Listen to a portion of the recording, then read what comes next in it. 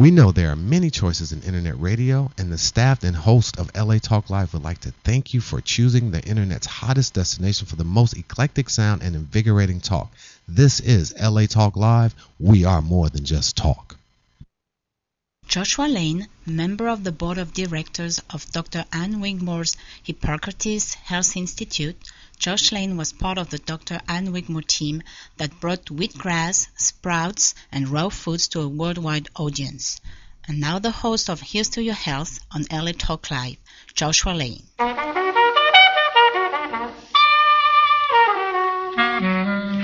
We're back.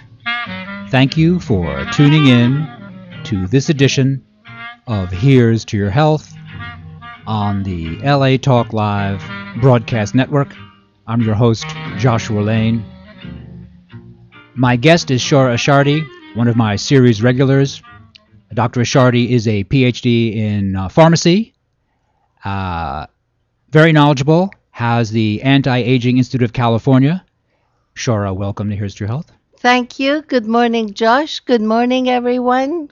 It's a pleasure to be here. It's always fun, Josh, to talk to you and hear about all the knowledge and all the insight you have about health, and to share with you what I've been doing for the past couple of weeks. Now, sure, I appreciate you being on. You always bring a lot of scientific heft to the show. And for my listening audience, where did you get your undergraduate and then advanced degrees? It was all one. I went to School of Pharmacy, Tehran University, a 6-year course, got the doctorate in pharmacology there, and then I went to medical school in England and got my PhD in endocrinology. And then I came to United States. Right. So I've been all over the place. So you have an excellent science background, and you feel that supplementation, it's not that supplementation isn't mainstream now, but you bring a scientific understanding to supplementation that unfortunately some of the products really don't seem to have. The pathways in our body, the way they work, they need enzymes and coenzymes. And as I'm sure you know and the audience knows, vitamins are coenzymes. They are enzymes. They are necessary for the reactions in the body to take place. If we do not have vitamin B complex, any of the vitamin Bs, we're going to die in 2 minutes. We're not going to last more than maybe a few breaths, because every breath we take, we need NAD and NADH, and those are the vitamin B reactions that are necessary in the body. So if we do not have good nutrition, and we can see it, we can see, unfortunately, in Africa, for example, in children who are dying of starvation, we can see that they are dying because there's no good nutrients in their food. And what makes a good food is what's in it. Right. We don't want to eat food just to fill our stomachs. We want to eat food that has some content that is good for our body. Right. We have to breathe. We have to have oxygen. Without oxygen, we cannot live. Right. So what happens when one molecule of oxygen gets from the lungs into the circulation? We need coenzyme Q10 to move this oxygen around, binding to the hemoglobin. As we get older, after the age of 25, from birth to 25, we are young and we are growing. Right. That is a positive cycle. From 25 now, with this health in 21st century, up to the age of 40, we can maintain stability. We won't age. As of 40, we start aging. No matter what we do, no matter how much exercise, what food we eat, we can see the difference.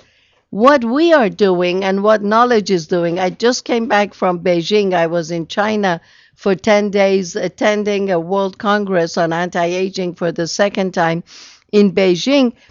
What they want to do is that they realize, and they have more money than we do, but we have more knowledge, so we can use our knowledge to our advantage. As of the age of 40, we want to maintain our health and our youth. We can live to be 120. That is the allowance of telomeres, right, without using stem cells. With use of stem cells, people may live to be 400. I'm not going there. Right. But with a normal life, without addition of any stem cells, a normal person can live to be 120 years old. And we want to stay healthy. We don't want to get old and live without being able to think, without being able to move, without remembering who we are. That's not what we want. Right. We want to live to be healthy. So as of starting at 40, better yet, starting at 25, better yet, starting at birth, we can have a good nutrition, healthy nutrition. Don't just eat empty food with high calories, food with no content in them. Right. And because vitamins are essential, because we don't get them in the food, we need to supplement. And that is necessary. Nobody with no scientific degree can come on any program anywhere in the world and say we do not need to supplement our food, because our food is not enough to give us the nutrients that our body needs to live a healthy and active and energetic life. We may be alive, but what's the point? When we can't move, when we can't think, when we can't see, to me, that is not a good longevity. No, I agree with you. And also, let's say someone wants to be an athlete. They want to be a great tennis player. They want to be a great basketball player. Then they might need more nutrition than the average person. So they might need additional zinc or B complex or vitamin C or additional calcium, magnesium. So if we really want to optimize our potential, if I want to be the best tennis player, well, then I need maybe to work with a great coach and do more exercise and eat more carefully, all the things I need to train. So we use supplementation that way as well. Exactly, and we don't have to be a number one athlete. I want to be the best of myself. May 1st is my birthday, and I'm not going to tell you how old I'm going to be. No problem. But I want to get younger every year. Right. Every year at my birthday, instead of getting 1 year older, I've made a decision I'm going to get a few years younger. And it's working. It's working for me because I exercise more. Right. I try very hard to eat healthy. It's not very easy. We all get tempted with eating all kinds of food. But then the supplements would help. And because I do have the supplements right handy, and because they are good for us and they are good supplements, I'm not trying to sell products here. I'm just trying to let the audience know. And I'm sure you know, a good supplement is much, much better than eating a big meal. Instead of eating a big meal, we can have a smaller meal and then take a few supplements and make that a habit. Right. It's not that difficult to have a few, maybe a multivitamin with breakfast. B complex is necessary. I see. By the way, why is B complex so valuable? B complex is our life. It is our life depends on vitamin B family. We cannot survive without vitamin B. The good thing is that wheat has got a lot of vitamin B. Beans have a lot of vitamin B. So without actually taking a supplement, we do get a minimum amount of vitamin B. Right. But you can see both in men and women, hair loss is directly related to vitamin B. Really? Anemia is directly related to vitamin B. Fatigue, being tired, being low energy, all of this, and having a good skin, having good muscles, having energy, it's all B complex related. To clean our arteries, we need folic acid because it binds homocysteine. Homocysteine is a precipitant that stays in our arteries and clogs our arteries.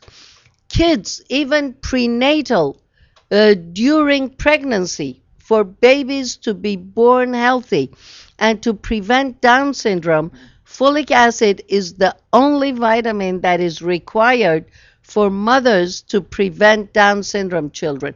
Look at how many Down syndrome children we have. So you're saying now, was folic acid the first supplement, the first vitamin that the Food and Drug Administration allowed claims for. They said that when women take folic acid, it prevents spinal bifida. Exactly. And that was in the 70s, wasn't it? It was, Yeah. and it is so simple. And I sympathize with mothers who have children who need a lot more attention, who need special care. But when we know that just taking 1 or 2 capsules of folic acid can prevent the mother from suffering all that much, and a person to be born healthy and to be born smart, children who are born to mothers taking folic acid and prenatal vitamins have been shown, proven scientifically, that will do much, much better at school, and they will continue to be smarter people.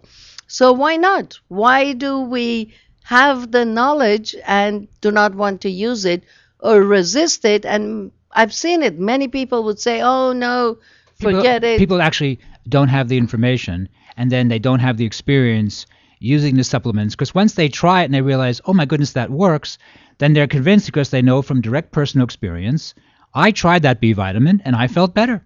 Exactly. And people with anemia, and we were going to talk about something totally different, but your questions are always so much more important. I would urge people, everyone, and they can do whatever they want to me, don't take iron pills. Iron ages us. We oxidize. We get oxidated with iron. People who are anemic, unless they need a transfusion. There are cases in the hospital that a patient is anemic after surgery, after many reasons, they would need to be given blood. That's a totally different story. Right. But if you're walking, if you're talking and you're healthy, instead of taking iron that makes your body old and oxidized, take B complex. B complex generates enough blood for you to be healthy and not to be anemic.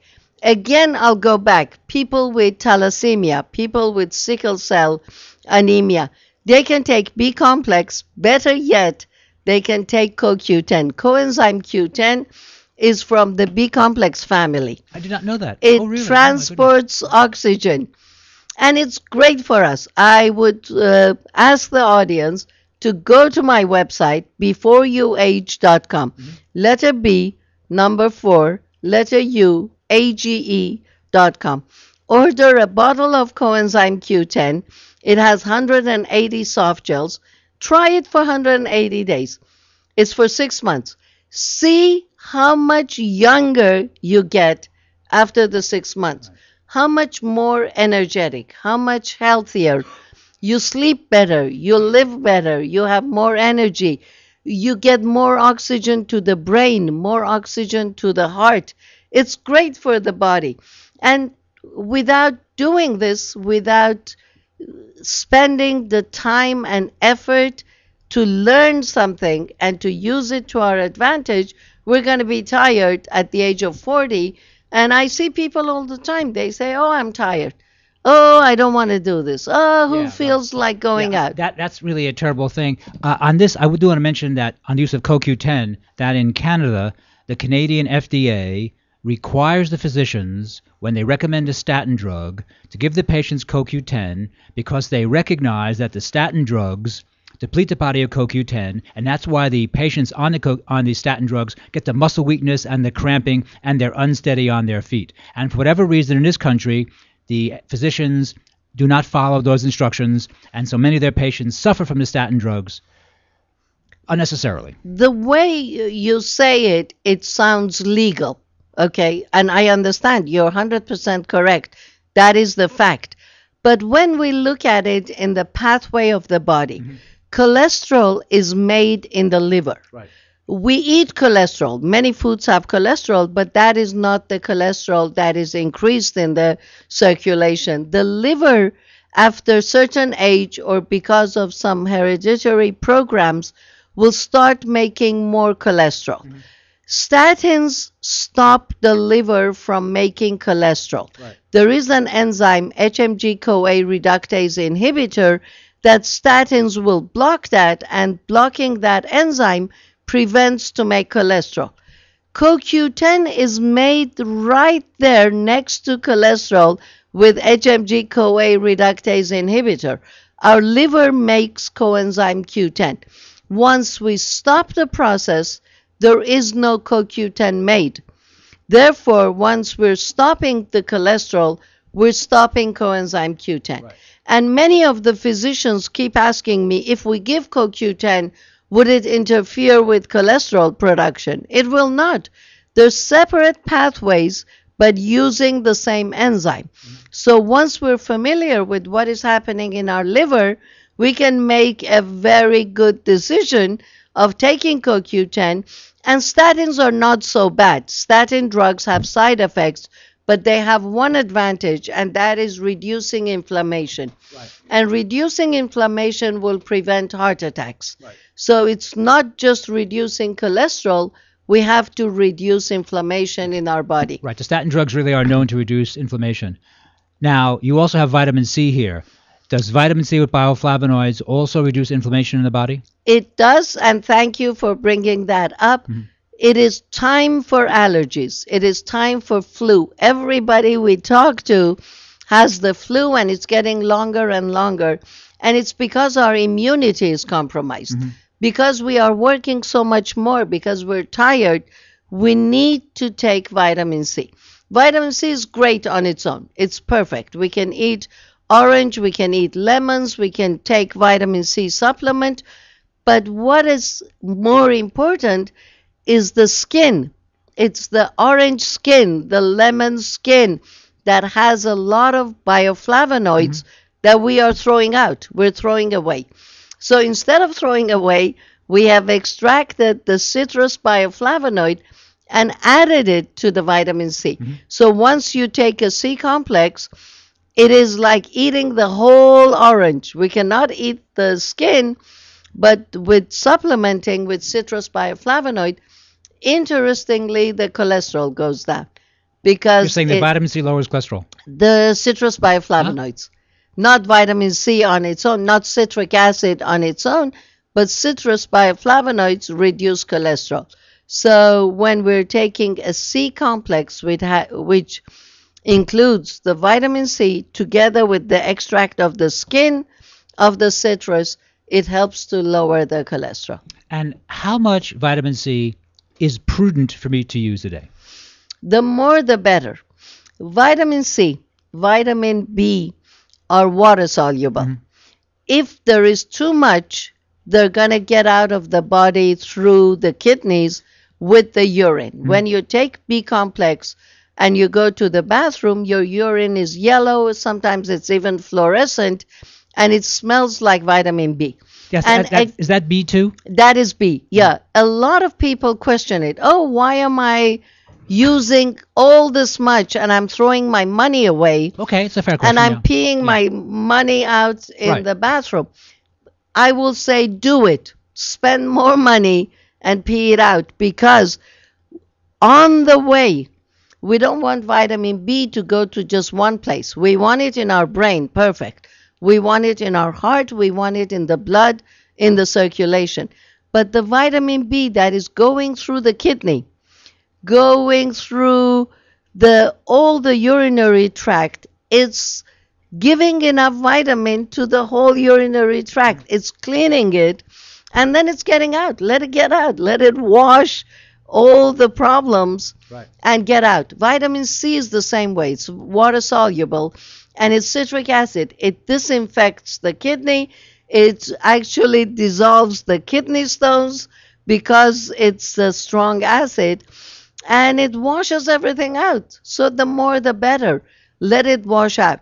There are vitamins like A, D, E, and K that are fat soluble. They stay in the body. And I'm sure there's a reason for that. There's a good reason the creator made that decision, because now we see everybody is deficient in vitamin D. We're taking so much, but every time we do a blood test, everybody we know in California, living in a sunny state, they're deficient in vitamin D. As a scientist, why is that? the body is not making, maybe because of the sunblock, maybe because we're avoiding sun. We're not pollution of the air? Sitting in the sun. It could be the ozone layer. Right. It could be Hard to the know. pollution. There are reasons. I don't know what the reason is. I don't think anybody knows what the reason is. But we are deficient, and we should take vitamin D and preferably D3 to go to the bones and the skin and everywhere else. And on vitamin C, because it is water soluble, shall I take a vitamin C, say, with each meal and before bed? Is that prudent? Break up the dosage? That would be great because then you will have enough during the 24 hours in the body. But even once or twice a day, I would say would work enough. So 3 times a day would be perfect. I remember in the 60s, I love this subject, and I was reading some work by Linus Pauling. Linus Pauling was the only American to win 2 separate unshared Nobel Prize awards. He was a brilliant scientist, and he did some work with Dr. Cameron in Scotland. They had terminally ill cancer patients, and they made a control group and another group, and one group got just vitamin C. They didn't know much in those days. It was a long time ago. And the control group in Scotland, who just got vitamin C, lived 4 times as long, and these were terminally ill cancer patients.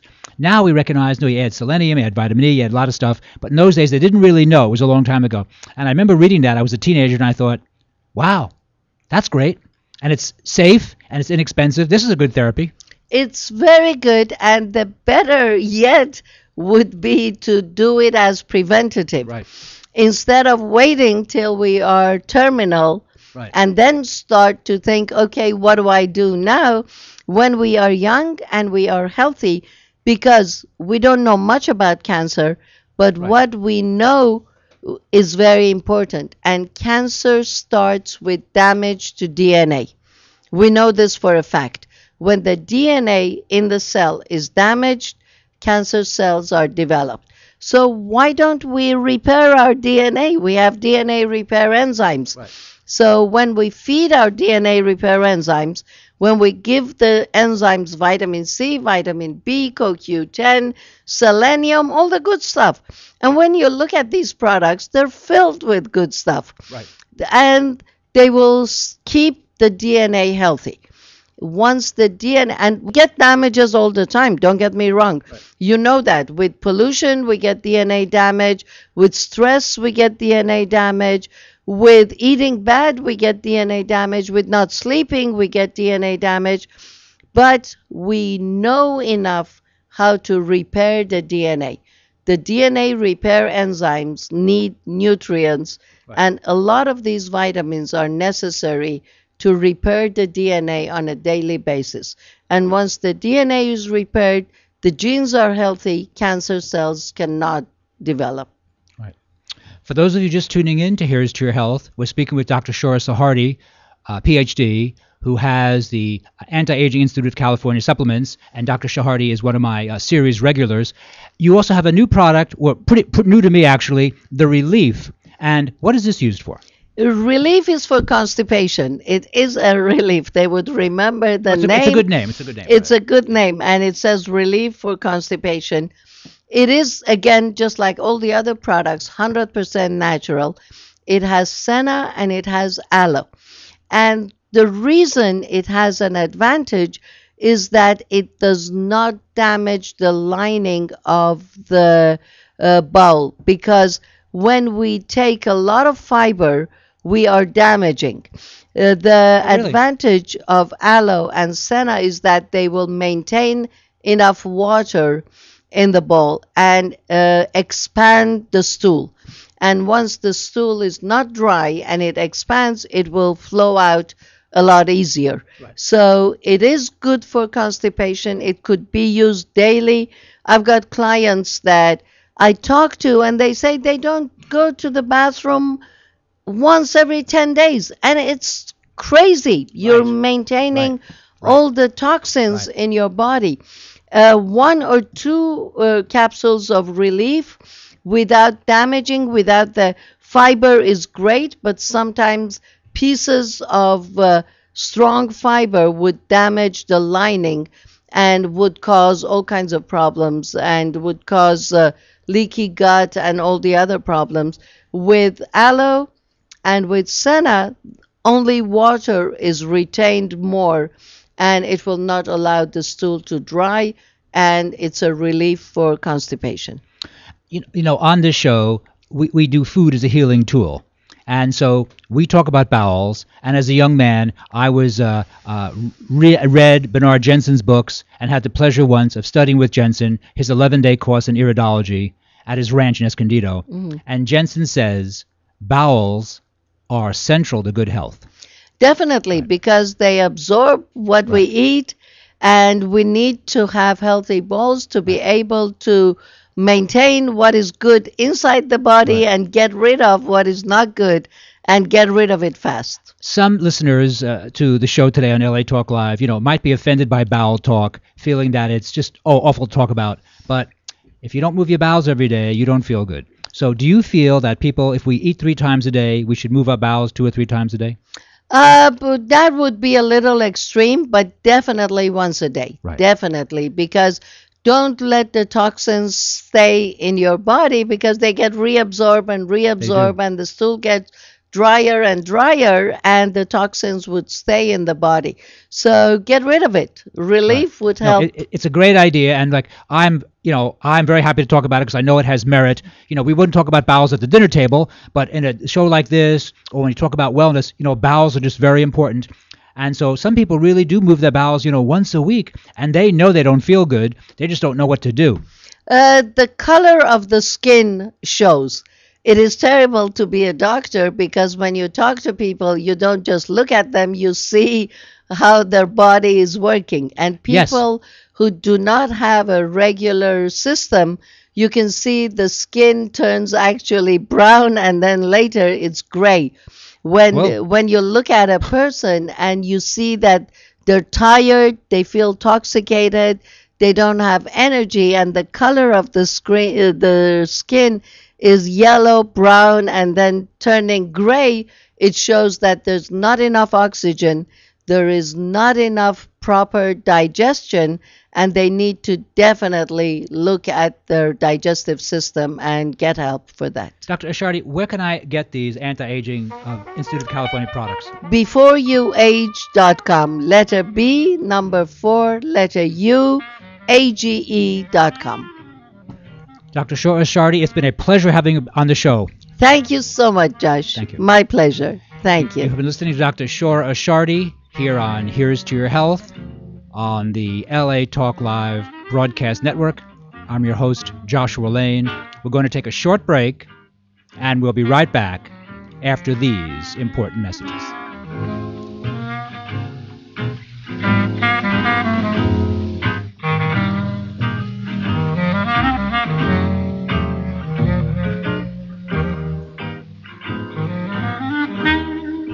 Thank you for tuning in to LA Talk Live, reality radio handcrafted for your listening pleasure. This is LA Talk Live, and we're more than just talk. Stay tuned. It started out like a totally normal day. I love you. I mean, I guess I was a little sweaty and I was definitely sore. I thought I had gas. Turns out I was having a heart attack. Heart disease is the #1 killer of American women. So now I take care of myself and tell the other women in my life to do the same. Make it your mission to save your life and the lives of the women you love. Find out more from the American Heart Association at goredforwomen.org. Hi, this is Dr. Levi, your fitness doctor, making a personal house call, inviting you to join me Wednesday at 10 a.m. Pacific for my all-new show, The Dr. Levi Show. Join us as we discuss fitness, health, and well-being, including emotional and spiritual health. So don't forget to tune in to The Dr. Levi Show every Wednesday at 10 a.m. Pacific, exclusively on latalklive.com and the Talk Live Broadcast Network.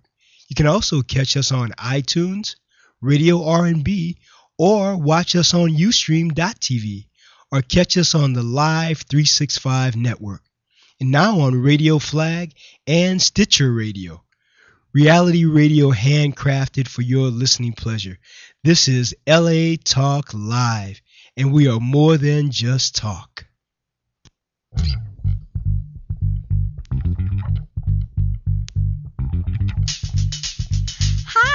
This is Indian Tyler inviting you to join me beginning April 9th every Wednesday at 2 p.m. Pacific Standard Time for Indian Tyler's Beyond the Vanity. Join me as we go beyond the vanity and discuss the real-life issues of beauty. And it gets really real. So on April 9th, don't forget to tune in to Indian Tyler's Beyond the Vanity, Wednesdays at 2 p.m., exclusively on latalklive.com and the Talk Live Broadcast Network. You can also catch us on iTunes Radio R&B, TuneIn Radio, Live 365, Radio Flag, and AHA Radio, or watch and listen directly at latalklive.com. Reality radio, handcrafted for your listening and viewing pleasure. This is LA Talk Live, and we are more than just talk. Joshua Lane, member of the board of directors of Dr. Ann Wigmore's Hippocrates Health Institute, Josh Lane was part of the Dr. Ann Wigmore team that brought wheatgrass, sprouts, and raw foods to a worldwide audience. And now the host of Here's to Your Health on LA Talk Live, Joshua Lane.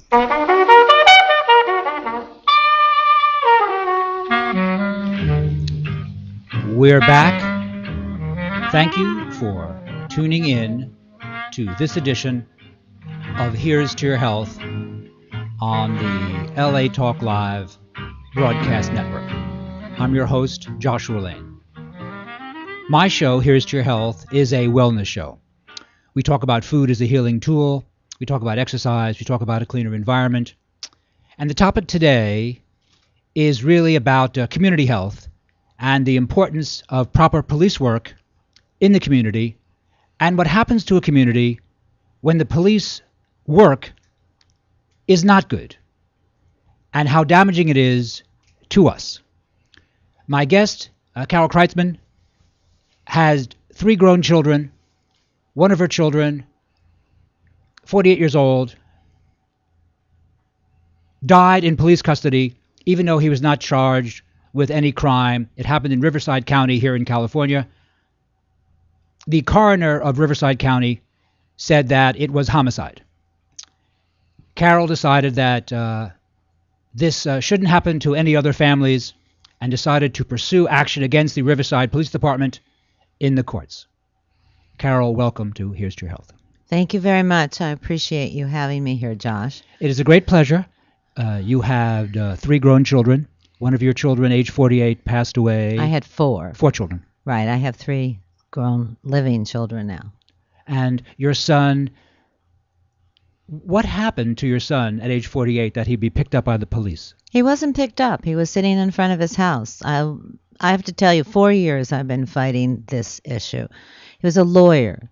He was sitting on his own driveway. What's your son's name? Robert Appel. Robert Appel. Robert Appel was a graduate of Beverly Hills High School, went to USC, went to USD Law School, practiced law in California for many, many years, was a wonderful human being, took care of my parents until they died. It was sort of my firstborn, and I was a single mother for about 13 years. So he was 3 and a half when my husband and I separated, and 5 when his father disappeared out of his life. So I really raised him for 10 years. His brother is about 2 years younger, and he lives in Chicago and has a family. And I have stepdaughters who I raised because when I married their father in 13 years after I got divorced, their mother died a year later of cancer. So I've had quite a lot of experience, unfortunately, in my life with death. It's changed my life on many, many occasions. But this was something that was totally unnecessary, totally uncalled for. And I will tell you, after 4 years and 3 lawsuits, I still don't know what they were doing there and why they did what they did. So, excuse me. So for my listeners, your son, age 48, was sitting on his property at his house and was not charged with any crime, but managed to die when 4 police officers did what to him? Well, they sat on him until he died. It was called asphyxia. If you handcuff somebody and have them prone on the street and you sit on them for more than 2 minutes with at least 200 pounds, and there were 4 sheriffs, all of which each one weighed 200 pounds plus their 25 pounds of gear, you're asphyxiated. You can't breathe. And but when I say I don't know what happened is there was no witnesses. And we don't even, they said there was a 911 hang-up, which brought them an hour later. I mean, if it was a 911 and somebody was in trouble, why wouldn't they be there in 6-8 minutes, which was the average time in the valley? We live in the Coachella Valley, Palm Springs area. He was in a gated community in Palm Desert where the home started at $500,000 and went to $3 million. So certainly they weren't worried about, the police weren't worried about their own safety. It was 10:30 at night on a hot May night in the middle of the desert. Most of the people in Indian Ridge had left for this because they're Canadians or snowbirds as we call them. So it was very quiet time. He had had a one-car accident 2 days before, running into a boulder and a planter by his home and really destroyed his beautiful Corvette that he loved. So he was sitting on the driveway with the garage door open, lights in front, dark in the back. Nobody could, he couldn't see, and these sheriffs kind of scared him. And, he tried to run away from them because he didn't know what they were doing there. And it got physical. They tried to handcuff him, which we still, we're going to detain you. Why are you sitting here talking to somebody that's not here? All this stuff, I have no idea whether it was true or not. So right after this episode happened, I hired went to an attorney in the Coachella Valley who happened to have been a sheriff and who now was a lawyer, and he was very interested in these kind of police brutality cases. And he took the case, and we sent a letter demanding $50 million for the death of my son to put us on record that we were going to fight this. And that was, he died May 14th, 2010. I believe I started this pursuit of some kind of resolution May 16th, 18th of 2010. Excuse me, and again, the coroner of Riverside County and the medical examiner, before they knew any of the circumstances, ruled it a homicide. Yes, knew that he had died at the hands of the sheriffs. Mm-hmm. Now, it doesn't mean it's murder. A homicide can be justified if they were in a position where they thought they were being threatened. Mm-hmm. But they said he was only wearing a pair of sweatpants. He had no shirt, no shoes. He just was in front of his house, holding the keys to his car because he probably had gotten something out of it, and his cell phone. What kind of threat could he have been to those sheriffs? None. And so the first trial ended up in a mistrial because the jury hung 4-4. There were 8 members on a federal jury. And just back up a little bit. The district attorney did not prosecute. Even though they were interviewed by Internal Affairs, Homicide, and then deposed, nobody in the authority of Riverside County, whether it was the supervisor or the district attorney, pursued it. And the horror of the whole thing is that when we went back to trial last week, which was after we won the appeal, 3-0, with 3 different judges on the Ninth Circuit Court, one appointed by Bush, one appointed by Clinton, and one appointed by Obama, all agreed that we needed to go back to retrial, and the Obama judge looked at the defense lawyer in federal court at the appellate level and said, I would strongly suggest you settle this case. Go back to your client. Well, they didn't, because we have a sheriff in Riverside County that will never admit that his people have done wrong. And he's building an army of large working out. I mean, these people those 4 sheriffs in the last 4 years have become like monsters. One of them, the one that we convicted one on using excessive force, But the jury said it didn't cause his death. Well, of course it caused his death. They did pain things on him, like arm bars and wrist locks that are all only for pain. He was scared to death, literally scared to death. And he was crying out, help me, help me. And they continued to beat on him. 50 blows that the coroner found on his body. And yet in the jury, the guy said, oh, it was nothing. What happened in 60 seconds? It was nothing. They played with the time. They played with their stories. The stories changed from the 3 depositions. They were like, you can't get your arms around what's happening right now with the police. They're all omnipotent and powerful. Sort of like what George Orwell wrote about in 1984. Now, there was another trial just last week. What happened with the new trial, April 15th? We got snookered. What do you mean? Well, when you pick a jury, you have 3, each side has 3 what they call preempts, where you can dismiss a juror for no cause. So they sat the first group of 12, and the judge, there were 2 or 3 that one had something that he wouldn't tell in open court, must have been some kind of horror and in some kind of violence, so he was excused. And I think there were 2 others, or maybe 1 other, that was excused. Well, in the pool of waiting was 7 or 8 more. So the first 12, we did 3, got rid of 3, and the defense got rid of 3. And they put the 6 jurors that were sitting in the well waiting on the jury. And then, so we had 8, which we had last time. And then the judge said, oh, right, we've decided on 9. That was done in the judge's chambers that I didn't know about. Was your attorney present? Oh, yeah, everybody was present. And guess who the 9th juror was? A federal agent from the FBI. And the judge even said, oh, you got your FBI agent. Well, how could they put a law enforcement person on a jury that's going to be judging law enforcement, even though she said, oh, I'll be fair? And we believe, and we haven't any proof because it's just last Friday Thursday that it came down, and we're going to see what the original vote was. Because we all felt on our side we finally got to put our case on, which we were not able to do the first time, which was the reason that the judge was overturned. He was just so biased against us. He had been a Marine and he had been a sheriff, and now and a DA, and now he's a judge. And that, So you're saying that really what they just do is close ranks. It's not a question of justice. They're they're law enforcement people. They just stick together no matter what they're guilty of.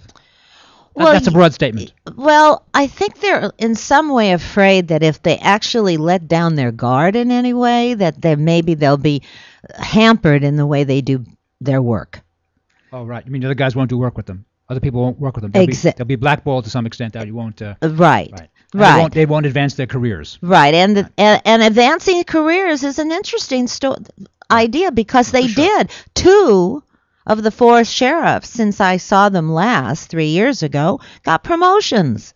One's a sergeant, and the other is an inspector in homicide. So I think to myself, well, is that the way they keep them from talking? They gave them a promotion and a raise? Well, that's an interesting thought, isn't it? That's fair for you to say. These are family men. I don't believe that they really went there. I would be horrified to think that they went there to murder my son. But they did. And there was no remorse. No remorse. I have not gotten a word of apology or remorse from the county, from the sheriffs, from anybody involved in this. It's like his life was totally unnecessary and didn't mean a thing to anybody. So last week, did you lose the case? Yes.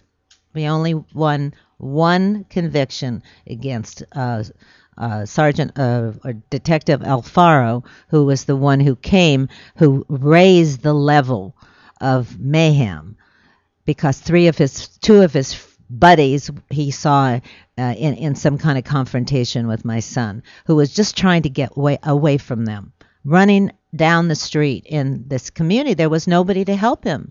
If you call for help, you just get more sheriffs. Nobody stopped to say, what are we doing? Is that the end of the trials now? Is that The it? end of the trials, unless we can say that the jury was tampered with, that the judge let this woman on who was an FBI agent, because we had nothing, we could do nothing. We had given up our preempts, that there was nothing we could do but to sit there and watch her take a seat on the So jury. you were set up then. This was a setup.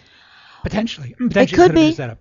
It could have been. I've been thinking about it because in the position that she was in line, if they had taken one more in the front, I mean, she would have been on the jury regardless, because everybody always takes 3 of their preempts. The other side took 3. Do the math. You had 12. Get rid of 6. Put 6 more on, and she was the 7th. And we only had 8 jurors on the first panel. All of a sudden, we have 9. That was agreed upon before we picked the jury, but who puts them in line? How do they get, where do those numbers come from? Is it random? Do you have any recourse now? Well, I work at the UN and have for many, many years. And I run an organization that I founded called the Peacemaker Corps. And we deal with violence in youth. And we have for many, many years. We teach kids. Mostly it started with public housing youth because they live in armed conflict, but now we're doing global youth, refugee camps and all, and how to use words instead of violence to solve their problem, how to build a community of support around them and like-kind thought so that if there is a bully in their life and bullying comes from gangs, kids get bullied into gangs, they get bullied into doing crime that they don't want to do, but they're afraid for their lives with people. So I teach about how to create a community of people that are like you, that are not violent, that don't want to be violent, and use that strength to fight, to stand up to the bully. And sometimes the bully is just somebody who's had a terrible life and really doesn't know what to do and would rather be part of the good guys instead of the bad guys. And I've written a book, which my son had started, called Little Miss President, which is about a little girl who fights a bully and becomes president of her 6th grade.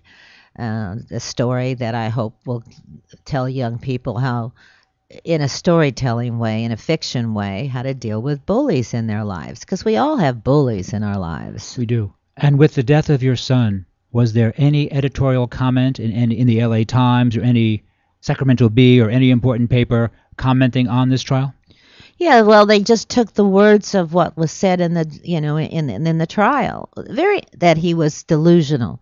A delusional man rambling. Yes, he was talking to himself. Every lawyer I know talks to himself. He was a practicing attorney, correct? Yes. Yeah, practicing attorney. Yeah, California bar. Yeah.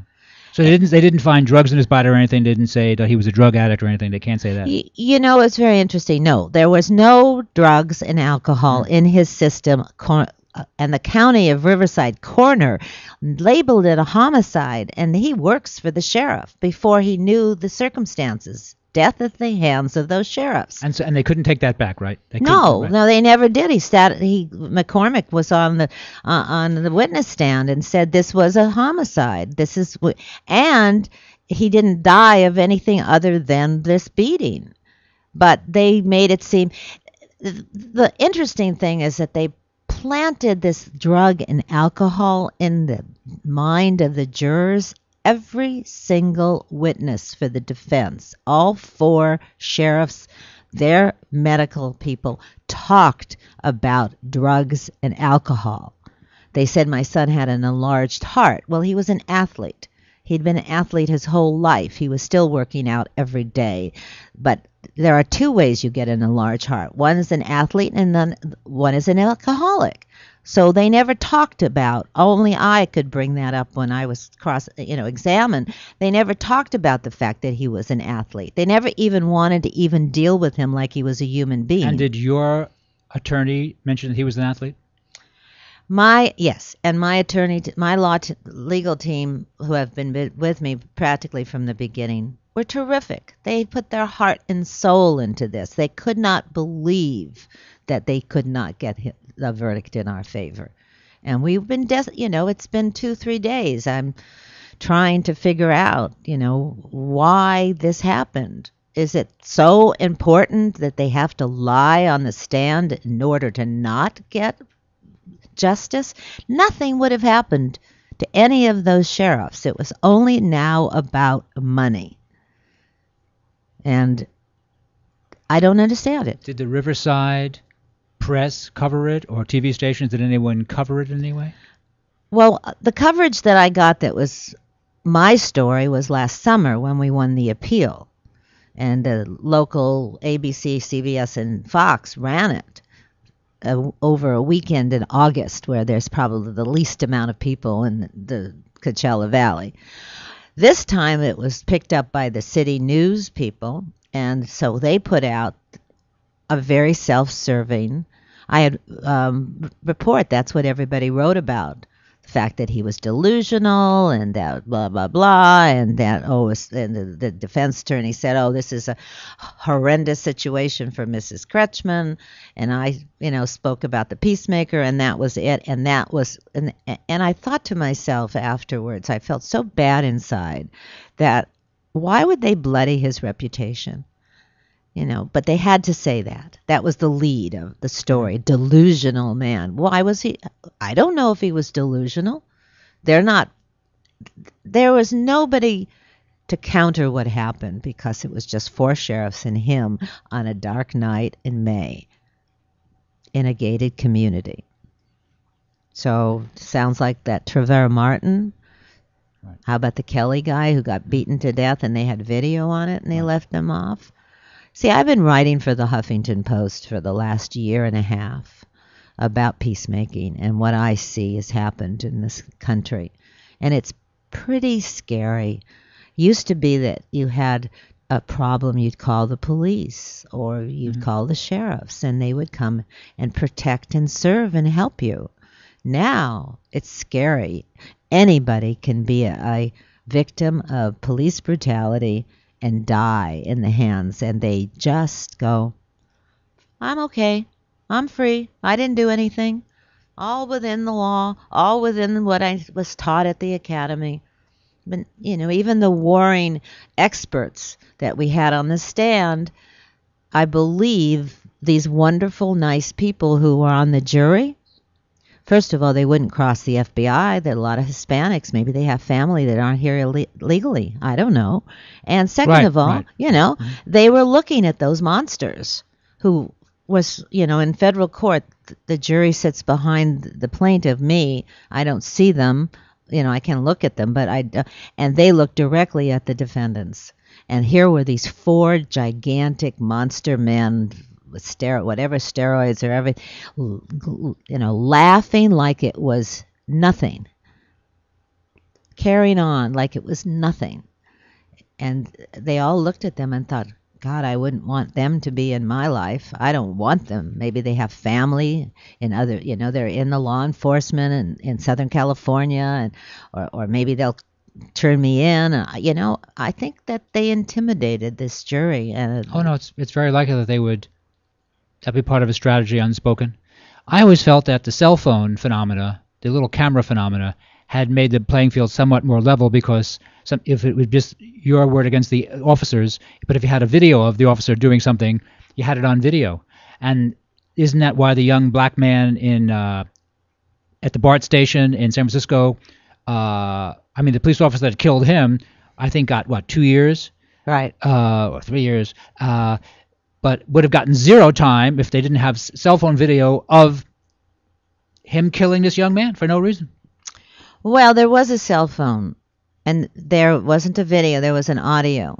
And your son had an audio. No, the sheriffs, when they knew they had killed my son when he was dead, his eyes open, mouth foaming, one of them turned on their iPhone. And very self-serving, and you could, about 2.5 minutes into the playing, they're saying, I'm checking his pulse, he has a little pulse, making it sound like they're really helping him.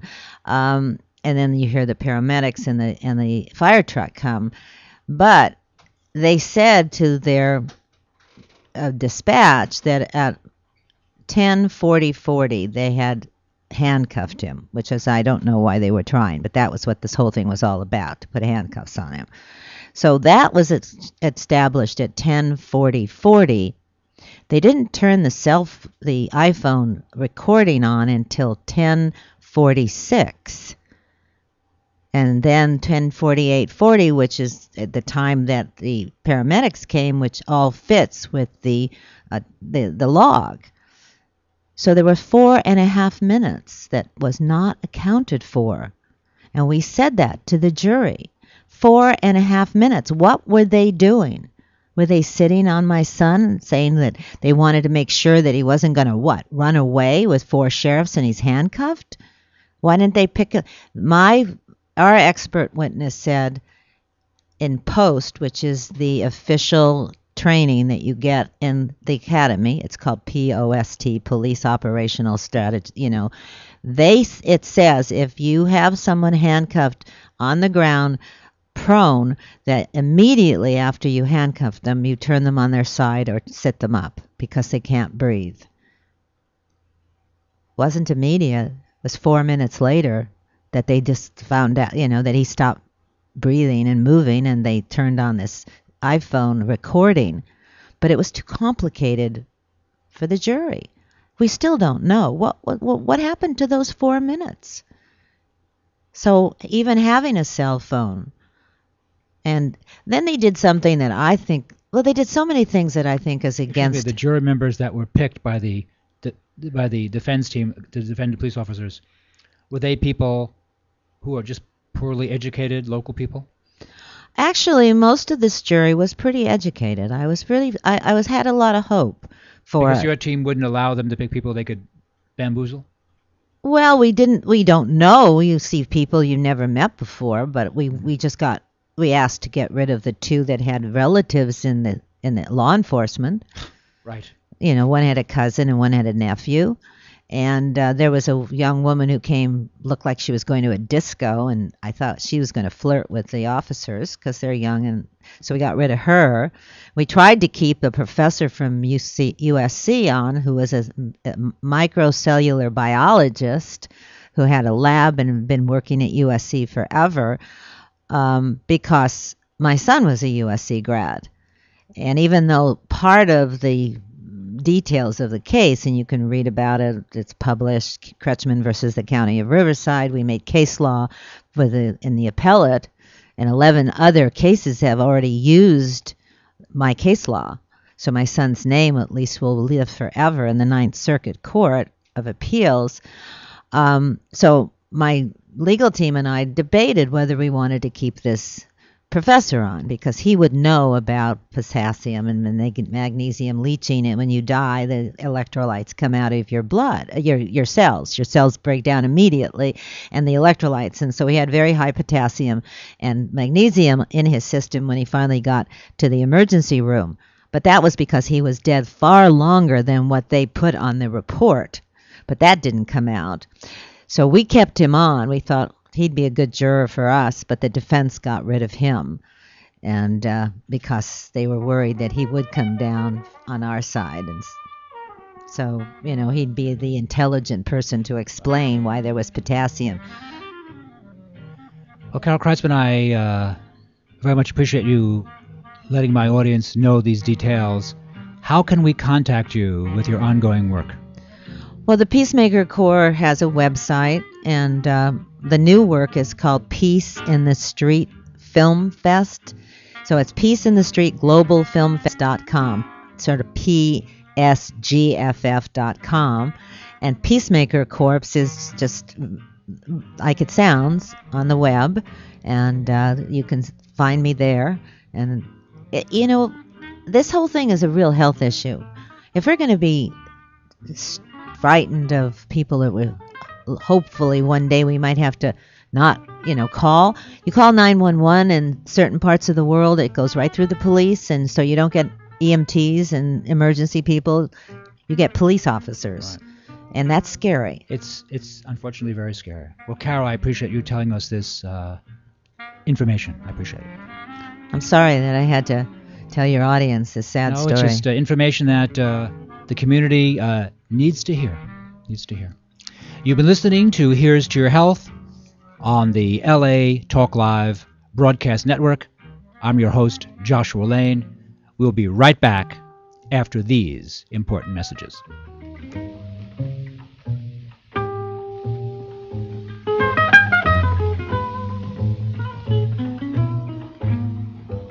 We know there are many choices in internet radio, and the staff and host of LA Talk Live would like to thank you for choosing the internet's hottest destination for the most eclectic sound and invigorating talk.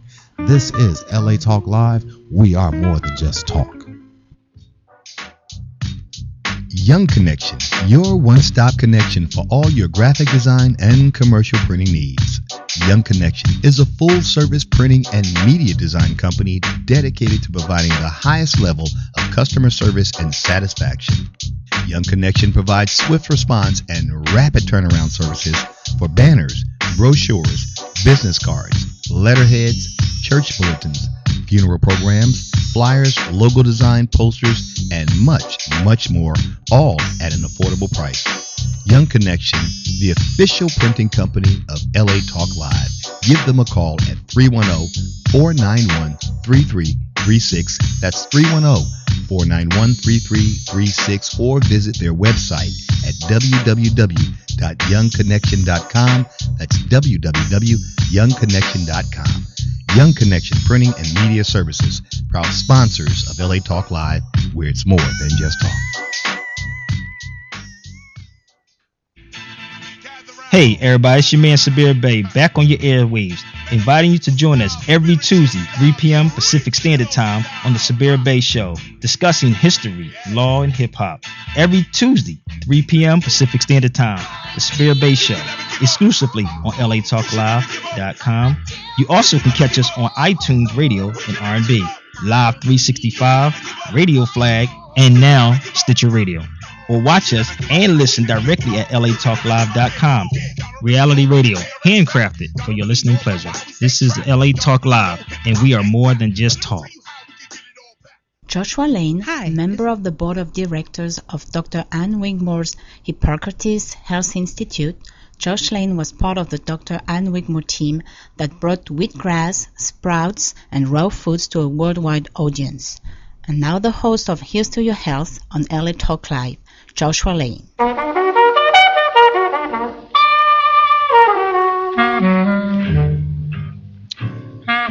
We're back. Thank you for tuning in to this edition of Here's to Your Health on the LA Talk Live broadcast network. I'm your host, Joshua Lane. My guest is the athlete Dwight Slaughter.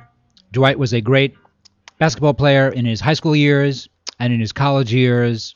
His son is a professional basketball player now. And Dwight has a very good book he's written, Inner City Strength. Dwight, welcome to Here's to Your Health. Thank you, Josh. I'm happy to be here today. Happy to have you here today. And your story is a story of the value of sports and how sports helped you overcome very difficult situation and, you know, keep you healthy and focused on a good thing. Is that correct? Correct. Also, I'd like to talk to you about my book. I wrote this book. It was like 20 years in the making. And my friends, my colleagues, they all told me to sit down and write a book. I can help someone. So all the obstacles in my life, I feel that some other people may have been through the same thing that I went through. Right.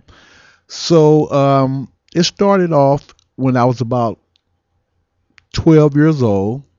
I used to play football for a city called Paramount. And back in 1966, 67, there was a railroad track, and you don't cross that railroad track. We called it the Macy-Dixon line back then. Right. So my flag football coach got a job in Paramount, and he's an African American. So he wanted me to follow him there. So I went home and asked my mother, was it okay for me to play tackle football in Paramount? She was kind of hesitant because she knew Paramount was basically a white city. And she was afraid for what may happen to me. Right. But he assured her that it would be okay. He would watch everything, make sure everything was okay. You're going to be the only black guy there, and he was the only black coach there. Absolutely. Right. So when I got there, the white kids on the team, they looked at me as a novelty, like, Right. who is this guy? Right. Why is he here? Right.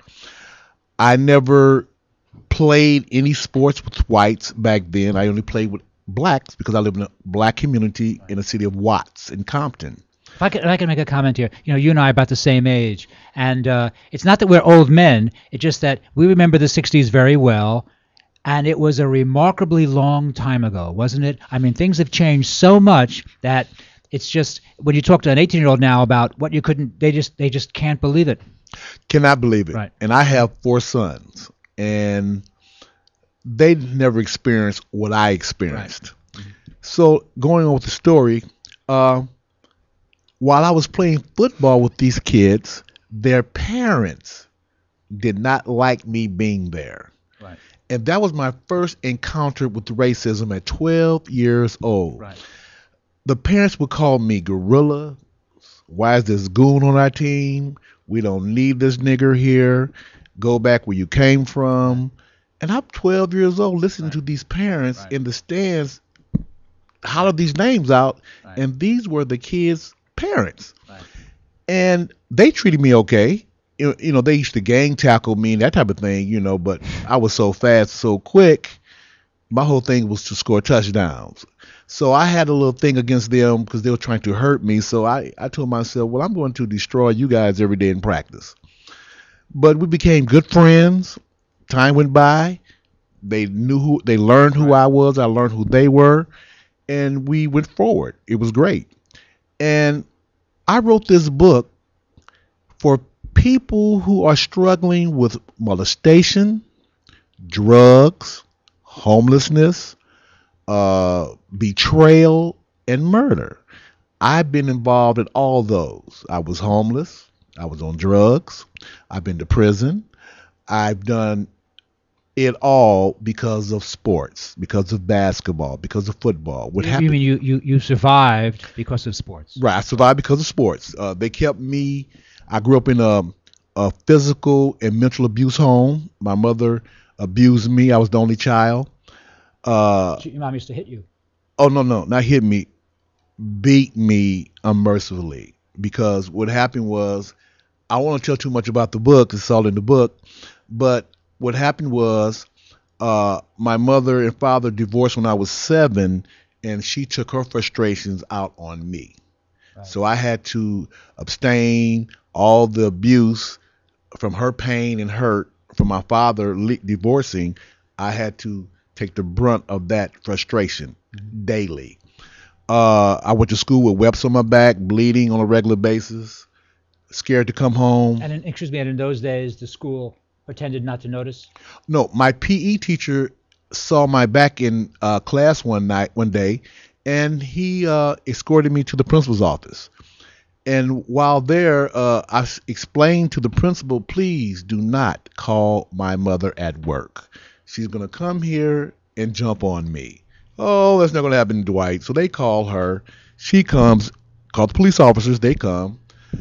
And when she arrived, she did exactly what I said. She started beating me in front of the police officers and told them, you want him? Take him.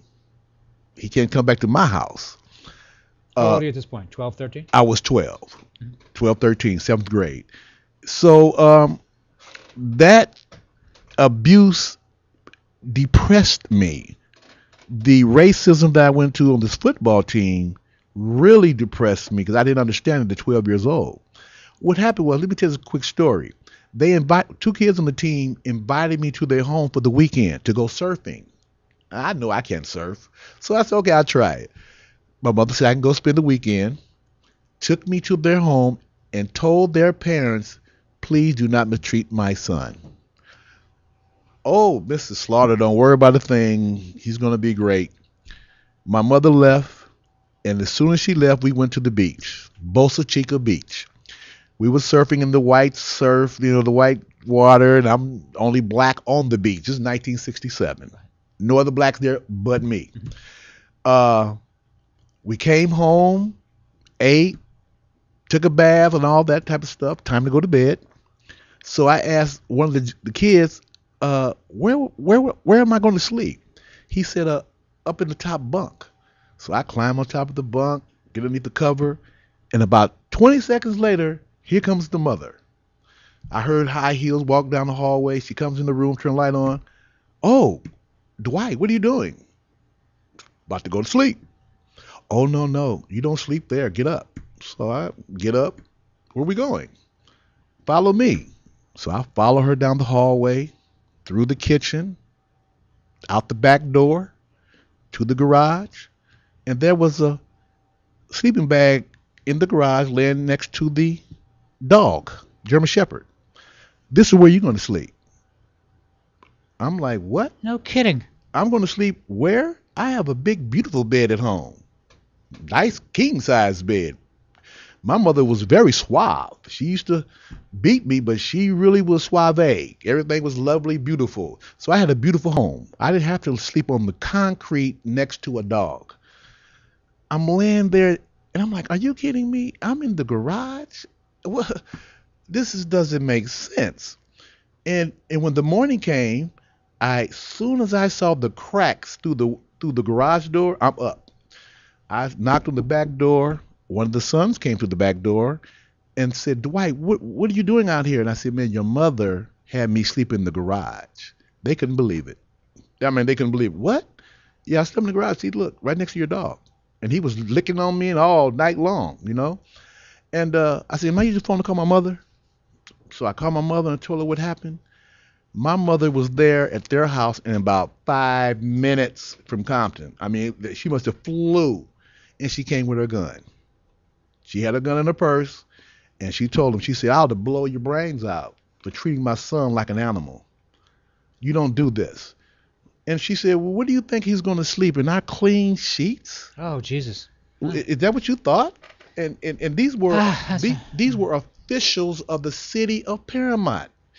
Big time people. And that stuck with me, man, for years. I didn't understand. That's when I realized I was different than whites. I thought I was just a regular person like everyone else. Mm-hmm. But when that took place, I said, something's wrong with me. Well, why are they treating me this way? So I took that anger and I just ran touchdowns. I tried to slap everybody in their face by scoring touchdowns. The parents, the kids, just touchdowns. We went to Honolulu, Hawaii. All this is in my book. We get to Honolulu, Hawaii. We stayed at the naval base because we were the top team in Paramount. So we went to this is football now? Football. Yeah. And I was 7th grade. We went to Hawaii to play this team called the Punch Bowl Lehis, and we stayed on the naval base. Well, while we was on the naval base, you have to follow the rules of the naval base. We were sleeping, and some kids were playing in the bunks. One of the parents with chaperone got up, comes to my bunk. This lady, didn't know her, but she was a parent of one of the kids. She says, is that you making this noise over here? I said, no, ma'am, not me. Yes, it was. Get up. Got me up, went to the officer, took me to the officer in the dorm, told them that I was over here making all that noise. The officer took me to the bathroom, gave me soap and the cleaning material, and had me clean 50-something toilets all night long to the morning. I missed my breakfast the next morning. The kids would have had breakfast. I'm in there on my knees clean. I'm 12 years old. I'm in there cleaning toilets. That angered me. This is ridiculous. This is wrong. I wanted to go home. I didn't want to stay there no longer. I told the coach, hey man, just send me home to my mother. This is ridiculous. I cleaned these toilets last night. He said, what? This is the black coach. He said, what? I said, this lady had me clean these toilets because she said I was making noise and I wasn't. It was the other kids. So that incident, that whole incident there shaped who I was. I got angry and hard, got a chip on my shoulder. I began to look at people with a skewed point of view. Frustration, depression came in because I was going through the abuse at home. Then I got to deal with this out here. My cousins molested me. My girl cousins, they used to come over and molest me. I was 7 years old. So I went through all this negativity. So I became depressed as a young kid. Sure. I made bad decisions as a young kid. But you didn't realize you were depressed. You're probably too young to understand that at the moment, right? To understand any of this. All I knew, I couldn't take authority from older adults or women.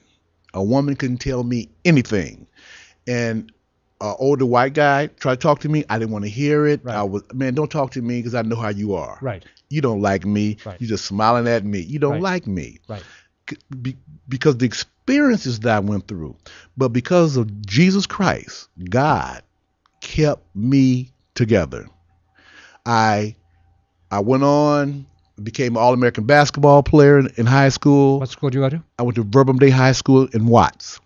Which was actually considered a very good school. Yes, it was. Was that a private high school? Private high school. Yeah, it was a private Catholic high school? Private Catholic high Your school. mom paid for that? No, I was on scholarship. Oh, really? Oh, I was on you were scholarship. that good a ball player? Oh, I was the number one player in the country in 1972. Right.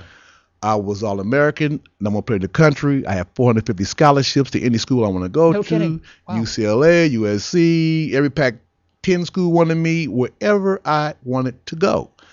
But again, frustrated, confused, couldn't accept authority figures in my life. I made bad decisions.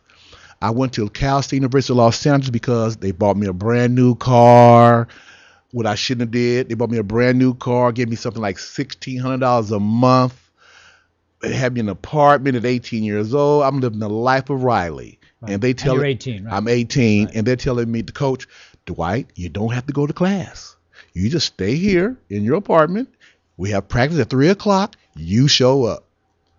Okay. I thought it was cool the first couple of weeks. No class, no school, just play ball. Wow, this coach really loves me. Wow. Giving me money, car. He is leading me down a path of destruction. Wow. I got my card, your registration card to go to class. I had PE, beginning badminton, how to climb a mountain, beginning football, rugby, and the theory of movement. Why do I have all these PE classes, coach? I mean, what's going on? I mean, do freshmen take these type of courses? Oh, just you black guys on the team, you guys take these courses, and the white kids take algebra, science, history, all the classes they need to graduate, and all the black guys, we over here with PE courses. And I rebelled against that. I went to the coach. I said, look at me, I went to all-boy Catholic school. I don't need this. I went to parochial school, had algebra, geometry, calculus, history, science. I do not need all these PE courses. He tells me, yes, you do. And all you black guys are going to take these courses. So what we did, we on our own went on our own, like we supposed to have done, and we substitute those classes for solids. History on our own. He got upset. What are you doing? You guys are going to fail. I won't have any basketball team. And we're like, we're here to get education as well as play ball. Not just to play basketball. We're here to get education also. No, you guys here to play basketball. You guys are like jungle bunnies. You're here to play basketball, and that's it. Dwight, did they really say that? In my book, read my book, we sued Cal State University of Los Angeles for failure to educate, exploitation, and fraud, and we won. Did that changed it? No, it's still happening today. Matter of fact, this happened about 3 weeks ago. Why you think these kids now are trying to unionize? Because all college sports is about exploiting these athletes. Right. And it's basically the black athlete. You're going to be exploited if you do not talk up for yourself and have strong parents in your life. Otherwise, you're going to be railroaded down a road of not getting an education, not getting a degree. And that's just the way it is today, 20 years ago, 40 years ago. 2014, still happening today. Nothing changed. It's worse today than it was when I grew up. Dwight Slaughter, you mean to tell me that, in your opinion, because you have a son who played pro ball, did he not? He's playing pro ball now. Right. He played for the Miami Heat? Miami Heat. Now he plays for Real Madrid, Spain. And based on your experience as a superb college athlete and a high school athlete, you're saying that it's really just kind of the same? It's worse. More dollars, worse. You're not there to get an education. You're there to play football or basketball, whatever you're doing. You're there to do that and promote that school, put money in those coaches' pockets while you starve to death looking for Taco Bell money late at night because you have no money. But the coach is walking around with nice shoes on, big contract from Nike, what have you. But the athlete, he doesn't get anything. So I wrote this book to teach people and to help people who are living the life that I fell into. If you fall down, get up and finish. Don't lay down in the ground. Don't give up. God is with you, and believe in him like I did, and he will take care of you. He'll put you on the right path and keep your head straight. I had no father in my life, no guidance in my life, just my friends. And they're my age. How are you going to listen to your friends and they're your age? Well, you do listen to them, but you don't realize they don't really have an understanding. They're just young men. We all You young. didn't know. You know, and my friends wanted me to stay at their home so I didn't have to take the abuse that I was going through every day. But their parents was afraid of my mother. And they used to say, no, Dwight, you can't stay here. We're sorry you're going through that. I understood that. You know, I had to live in my own house. But when I turned 18, Josh, I was so happy to get out of my mother's home. I can become a man. You had that understanding. Even at that age, you realize, no, it's not good here. No. It'd be better someplace else. You had because sometimes people, even at a young age, or even that could be 30, they don't realize what's really going on. They don't really think, okay, it's bad here. But you knew, no, this is bad. This is bad. Right. It was so bad. You know, when you're scared to walk home at your own house where you live every day, you have a problem. Right. I get to my corner, I stay on the corner, and I contemplate. Should I go to my friend's house? Should I go home? What's going to happen when I get to the house? Is she going to be there? Did I turn the heater off this morning? Did I wash the countertop down before I left this morning? I had to think of all that before I leave the house in the morning. Because if I didn't and come home in the evening, oh my goodness, I'm going to get beat down. I already know that. So even though at this point already at age 12, 13, 14, you're probably bigger than your mom, right? Yeah, I was 6'2", 170. But you had enough grace that obviously you're not going to hit your mom. Oh, no. Right. No, right. I wouldn't hit my mother, right. my father for anything in the world. Right. I pray for her. Right. But while she was doing that to me, I used to tell God to kill her. I used to be in the bathtub. That seems fair. You know, I was a kid. I'm bleeding, blood dripping from my body while I'm in the bathtub, looking at my blood drip in the bathtub, and I'm saying, God, please kill her. I can't do that. She's going to kill me. What am I supposed to do at 12, 13? Where am I going? Right. Right. You know, and so you grow up confused. Right. You're not even living a normal life. You're afraid. Adults trying to talk to you. You don't hear nothing they have to say because they're an adult. I mean, I was messed up. But because of the grace of God, I'm here talking to you today in my right mind after doing drugs, going to prison. And I went to prison because I was on drugs and I did some welfare fraud, trying to get more money for my drugs. But all that happened because of the way I was raised.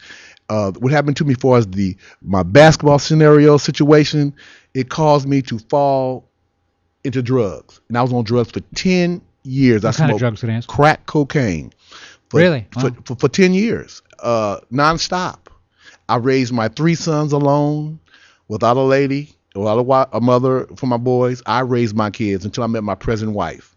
I met her 20 years ago. May I ask you a question? So you did crack cocaine for 10 years, but being a very good athlete, didn't the crack cocaine kind of slow you down being an athlete? Oh, I was through playing ball. I was done with that. I didn't want to play ball anymore. Oh, you didn't even enjoy it at all? You didn't want to have anything to do with it? I didn't have anything to do with basketball. I was done with it. Right. I fell into that drug. Once you fall into drugs, I mean, crack cocaine, it's a dark, dark, dark hole, and you need God. I don't believe in no rehab. I don't believe going to no building and somebody talking to you. You need Jesus in your life to get off drugs. You need to be clean. Now, maybe you're being an alcoholic and go to those AAA, whatever, the 3A meetings, that kind of thing. But cocaine, crack cocaine, you need an intervention that's so deep to get off of it. And the crack cocaine, it was just You just felt so euphoric on it that nothing could touch it. Is that it? Nothing could touch it. You rather have cocaine than make love. You rather have cocaine than eat. So on the crack cocaine, you felt good. Great. Right. Felt great. You don't think about your problems. Right. You know, I was just in hell. Right. I was in hell for 10 years. I went to church one day. Someone told me to go to this particular church, and I went to the particular church. They prayed for me, laid hands on me. I fell on the ground, and I was on the ground for like 35, 40 minutes. When I got up, I had a headache, but I didn't want drugs anymore. How old are you at this point?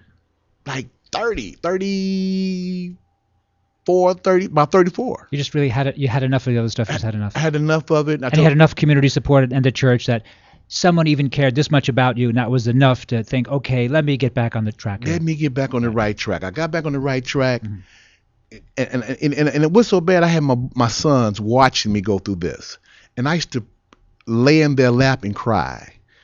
Your daddy's on drugs. Help me. I'm sorry. I need help. I don't want. They cried with me because they're like, "Oh, Dad, it's gonna be okay, Daddy." You know, I'm like, "Oh, it's not gonna be okay." I mean, I got 3 boys looking at me, but because of the grace of God, He kept us together. And now, I mean, all my sons are doing well. Except my oldest son got murdered. It's in my book how he got murdered. That was an obstacle in itself. He was murdered by a white guy who was a Mormon. And during the trial, the guy said he would do it again. That all blacks need to stay in their own neighborhood and not be around good white folks. Where did this happen? In Rancho Cucamonga, 1995. 1996. He got away with that? No, he did 18 years in prison. He's a former LAPD detective. Oh, jeez. Yeah. He shot him because he was having sex with his daughter. His stepdaughter. So your son was about 16, 17? He was 18. And the girl was like 15. But she was like the neighborhood. That was teenagers, yeah. You know what I mean? Oh, my God. You know what I mean? And then there's a rough situation. Yeah, and the father was looking for her, and they said she's crossed the street over Jamal's house. He gets his 38, come across the street, banging on my son's door. My son opened the door, he shoots him. 18, killed him. That was another story for me to deal with. I mean, that crushed my firstborn son. I loved to death. He was going to the NBA, great ball player. I mean, player of the year in Riverside County. I mean, San Bernardino County. Great player. He came up with Paul Pierce. Great player. And when he died, I went into another deep hole. You know, just why me? Right. But why all these? Seems like a fair thing to think. Jesus, why me? Why me? Right. You know what I mean? Sure, it seems very fair. But God is so good that I'm here to talk to you today in my right mind. And I'd like all your listeners to get my book. You can go to Amazon.com, iTunes, or Barnes & Noble, or you can go to my website. It's DwightSlaughter.com, and you can get your book there, autographed book, or you can download it to your Kindle. So I want every person who's going through trials and tribulations like I did, to read my book, to encourage you to be a better person. Well, Dwight Slaughter, it's been a pleasure having you on. Thank you. Sharing your experiences. Inner City Strength, Dwight Slaughter. This is Here's to Your Health on LA Talk Live. We're going to take a short break, and we'll be right back after these important messages.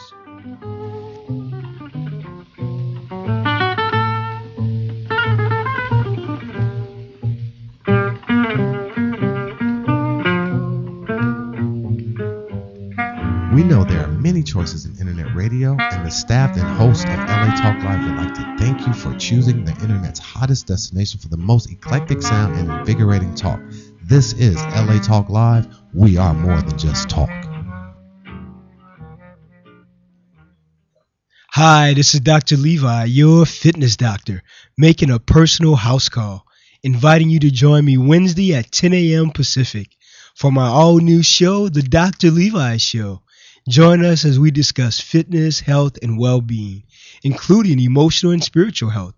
So don't forget to tune in to The Dr. Levi Show every Wednesday at 10 a.m. Pacific exclusively on latalklive.com and the Talk Live Broadcast Network.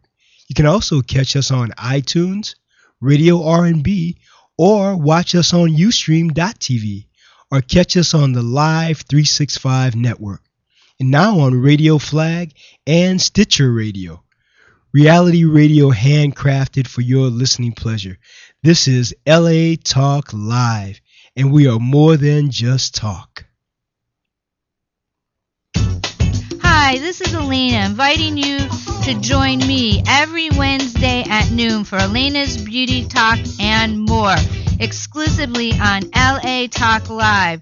You can also catch us on iTunes Radio R&B or watch us on Ustream.tv. Reality radio, handcrafted for your listening pleasure.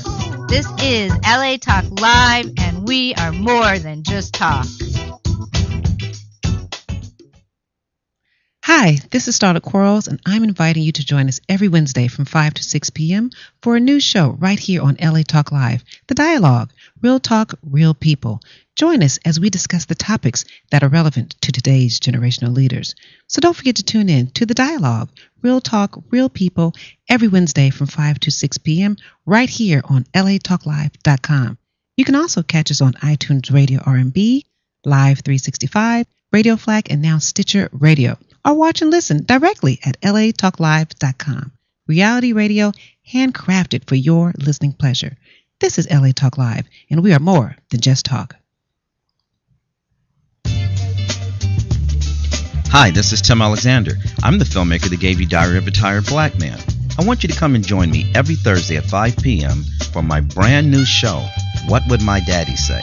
Yep, I have a show where I'm going to stand in as your father because so many people grow up without a father, and they need that fatherly advice because mothers say things a little bit different. This is a call-in show, so I'm going to help you with all those messy situations. That's every Thursday at 5 p.m. What Would My Daddy Say? Exclusively on latalklive.com. Real Freedom Radio, where we can say what we like. You can also catch us on iTunes Radio R&B, Radio Flag, TuneIn Radio, Live 365, AHA Radio, TiVo Radio, and Apple TV Radio. Or just watch and listen directly at latalklive.com. Reality radio handcrafted for your listening and viewing pleasure. This is LA Talk Live, and we are more than just talk. And Daddy's home.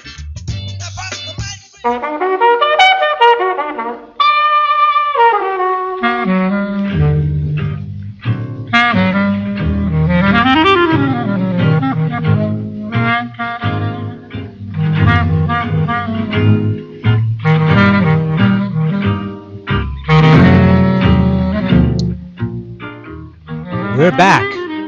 Thank you for tuning in to this edition of Here's to Your Health on the LA Talk Live Broadcast Network. I'm your host, Joshua Lane. We have a strong show today. We had some very interesting, important speakers on. And to continue with that, we have the MD, Murray Susser, who wrote this book, Solving the Puzzle of Chronic Fatigue Syndrome, and wrote some books on hypoglycemia. This book, I think, came out in the 80s, which I remember actually reading. And hypoglycemia, low blood sugar, is everyone knows what that is now. But in the 80s, it was terribly controversial, and the mainstream authorities said, oh, that has no merit. But a lot of progressive, intelligent people, physicians, such as Murray Susser, said, oh, no, it's important. Here's the science. Murray Susser, it's a pleasure having you on Here's to Your Health. Well, thank you, Josh. Excuse me. It's my pleasure. And your book, Solving the Puzzle of Chronic Fatigue, came out in what year? 91. 91. And what is chronic fatigue? Well, chronic fatigue is greater than 50% fatigue for over 6 months. And it's a very important concept. It is largely ignored by the medical profession still, although it's catching on after 25, 30 years. Mm-hmm. And the question is, the point is no known cause. Why do we get fatigued? And usually it turns out to be a hidden infection or a mixed infection, which is a term that I coined about 25 years ago. When I first got out of medical school, or I was first in medical school in the 60s, used to be considered, and it still is to a large extent, that a patient only got one infection at a time. I don't know why that craziness, until you were terminal, and then you're terminal, you had opportunistic infections that would invade you in as an army or as a collection of armies. but infection is an important part of it, and hidden infection and mixed infection are very important concepts. And how does a person get a hidden infection? Well, we have it all the time when you think about it. Like you have herpes in your body. We have herpes. There's 6 or 7 different kinds of herpes, including Epstein-Barr virus and cytomegalic virus and shingles. So these infections, once they get in your body, they stay forever. Yes.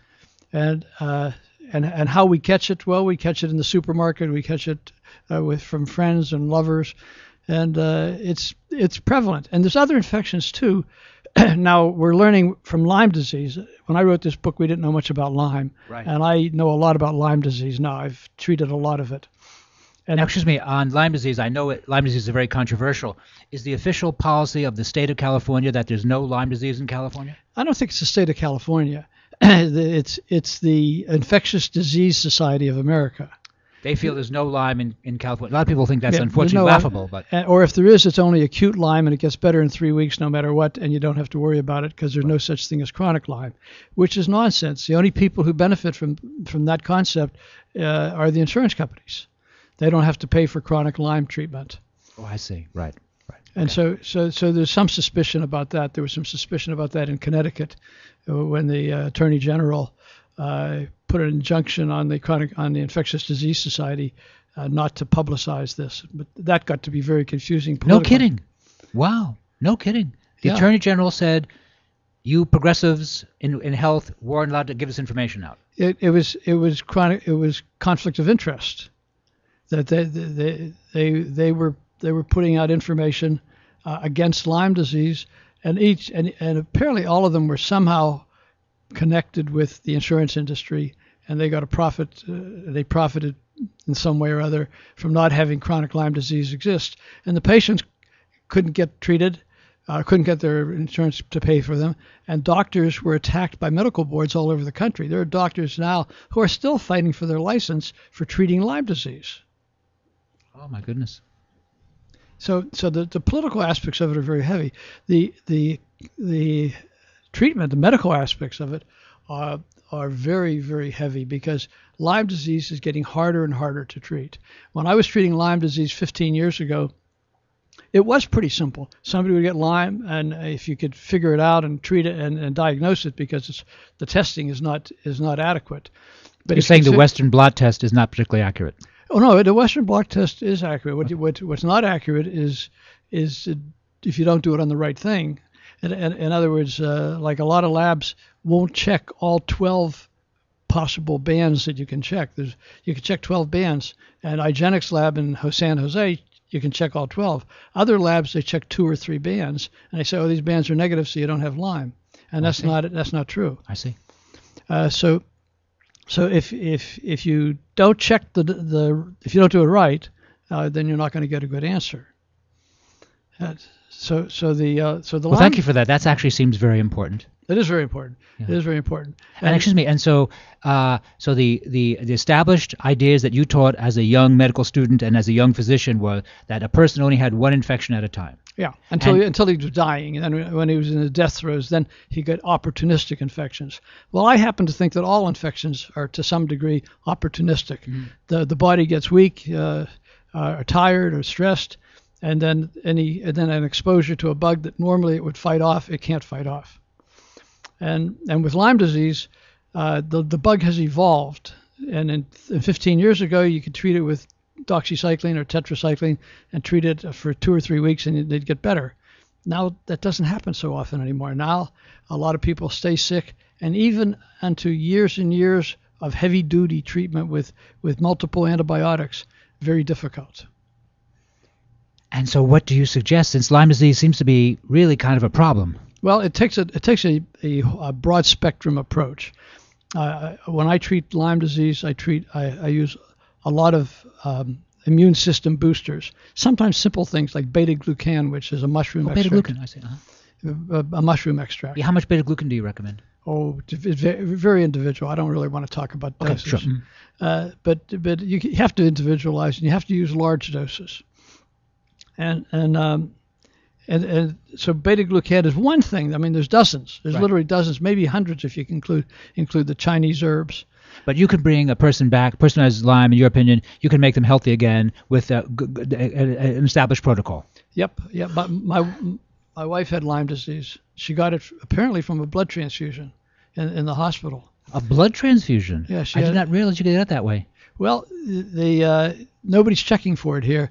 In Ireland, they did a study on the blood supply and found that 9% of the blood supply had Lyme in it. Oh my goodness! I had never heard this before. Yeah, it was an obscure study, unfortunately, and it hasn't been repeated with any success. But I've seen it. But if you look at the Lyme in the blood supply, there are little tidbits that it exists. Oh my goodness, that is really kind of shocking because wasn't it 30 years ago? Suddenly the MDs, unfortunately, blood were giving people immune problems. They didn't realize it until they tightened up the blood supply. Yeah, well, they weren't testing for hepatitis and they weren't testing for HIV, for Lyme, for HIV, and for AIDS. They weren't testing for that, and it took a big political battle to start testing for that, and that has saved a lot of people. They do test for that now. Dr. Susser, some of these things you're saying are important and very radical, are they not? Are they? Well, yes and no. I mean, there's a lot of doctors who know what I'm saying now to be true, and so it's only radical if I don't know how to interpret that. Right, you're right. But it's unusual, put it that way. Now, let's say someone comes to you, someone in their 40s, 50s, 60s, and they have a lot of problems with fatigue. What are some of after you test them and determine some of the testing shows that they have fatigue, what are some of the things they can do? Well, if you look at my book, there's in the table of contents, I don't know if you can see this or not. No, they can't really just. Well, okay, in the table of contents, there's 10 items at least that you start with. And I start with looking for a hidden infection, so what are the signs of infections? Fever, swelling, pain, inflammation of various kinds. I look for toxic infestation of some sort. A lot of us have toxic metal accumulation. Too much lead, too much cadmium, too much mercury. All these things are in the body, and we're exposed to it all the time. And things like these tsunamis and these industrial accidents, they make it worse. But you don't even have to have that. For years, we poured out millions and millions of tons of lead from gasoline. Right. Now that's stopped now, but it's still in the atmosphere. Lead doesn't disappear, so it's still in the soil. It's in certain bodies of water, and it's in our bodies. And lead is a real problem. And the only reason it took so long to get lead out of gasoline was the companies that made lead additives were powerful enough politically to slow it down for about 20 years. When I was talking a lot about chelation therapy, which is a treatment for lead toxicity. Chelation therapy, right? Chelation is spelled with a CHE, like chemistry. It's a hard C. And I still do a lot of that. I think that's very important, and we should probably talk about that. But I had got a call from some lead company that made lead for batteries or for something, and this very smooth guy started telling me about how I must be wrong about claiming that lead was a problem. And I thought, oh, that's what year was this? This is 30 years ago. And okay, so while I have you on the air now, so what is chelation therapy? Chelation therapy is metal binding. So if you get an industrial accident or a laboratory accident and you get loaded with methyl mercury or ethyl lead, how do you get rid of it? Well, you can put a chelating agent. The most popular one is EDTA. And for mercury, it's DMPS. And there's a number of others. And if you get a heavy burden of lead in your body, then you treat it by giving intravenous chelating agent, and the chelating agent hooks on to the toxic metal and floats it out the kidney. And that's been around for how long? Oh, that's been around for 70, 80 years. It's been around since the Second World War, though, hasn't it, for sure? Before the Second World War. And it's a very important treatment. Now, what hasn't been used by conventional medicine is the fact that we all have insidious levels of these toxic metals. And these toxic metals are working on us. They're not enough to kill us, but they're enough to damage our function. Mm-hmm. And there's pretty official data on this, like from the EPA, the Environmental Protection Agency. Mm-hmm. You look at their stuff on lead, and it shows that it increases hypertension, increases heart disease, and strokes, right. Absolutely. And so the Environmental Protection Agency shows data that we're in danger from these things. What do we do about it? Well, doctors like me, again, gave chelation therapy in the office, and I do that now every day with many patients. Dr. Cecil, where is your office now? My office is in West LA. Can I give my phone number? Please, yeah, please. 310-479-8909. That's Murray Susser, MD. And where are you in West LA? At Dr. Perry's office, Dr. Perry's building. It's the 3283 Motor Avenue.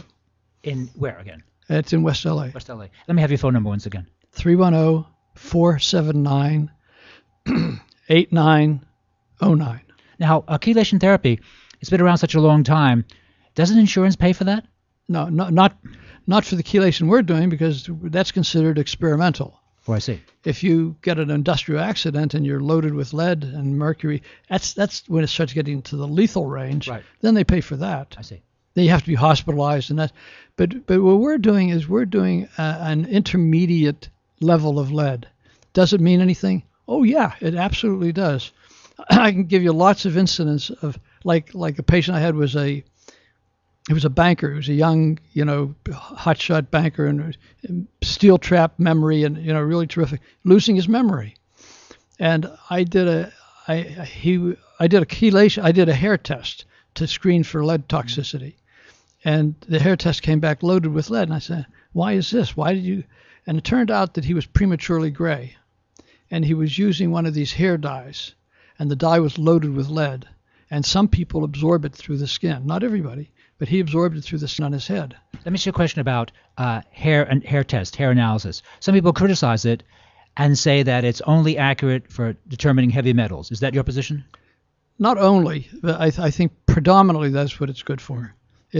But sometimes you can use it to get an idea of magnesium and calcium.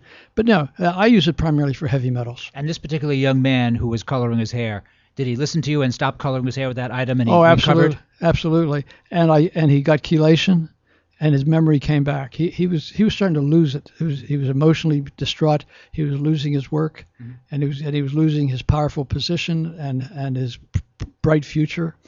And I chelated him a number of times. Usually it takes about 15 or 20 treatments. And when someone gets a series of chelation, is it like once a week they go? Depends on the condition. Once a week is a typical protocol. And it takes like an hour and a half, 2 hours? No, the newer chelations with calcium EDTA you can do in 10, 15 minutes. Really? Yeah. Oh, my goodness. So they come to your office and you hook them up to an IV? Yeah. Hook them up or give them a push. Any downside to that? Sure. Everything has a potential risk. Some people have allergic reactions. Some people don't replace the good minerals. The chelation is brilliant, but it's not perfect. Uh-huh. So while it's taking out your lead, your cadmium, your mercury, it's also taking out some of your zinc and your magnesium. And so you got to replace those. By doing what?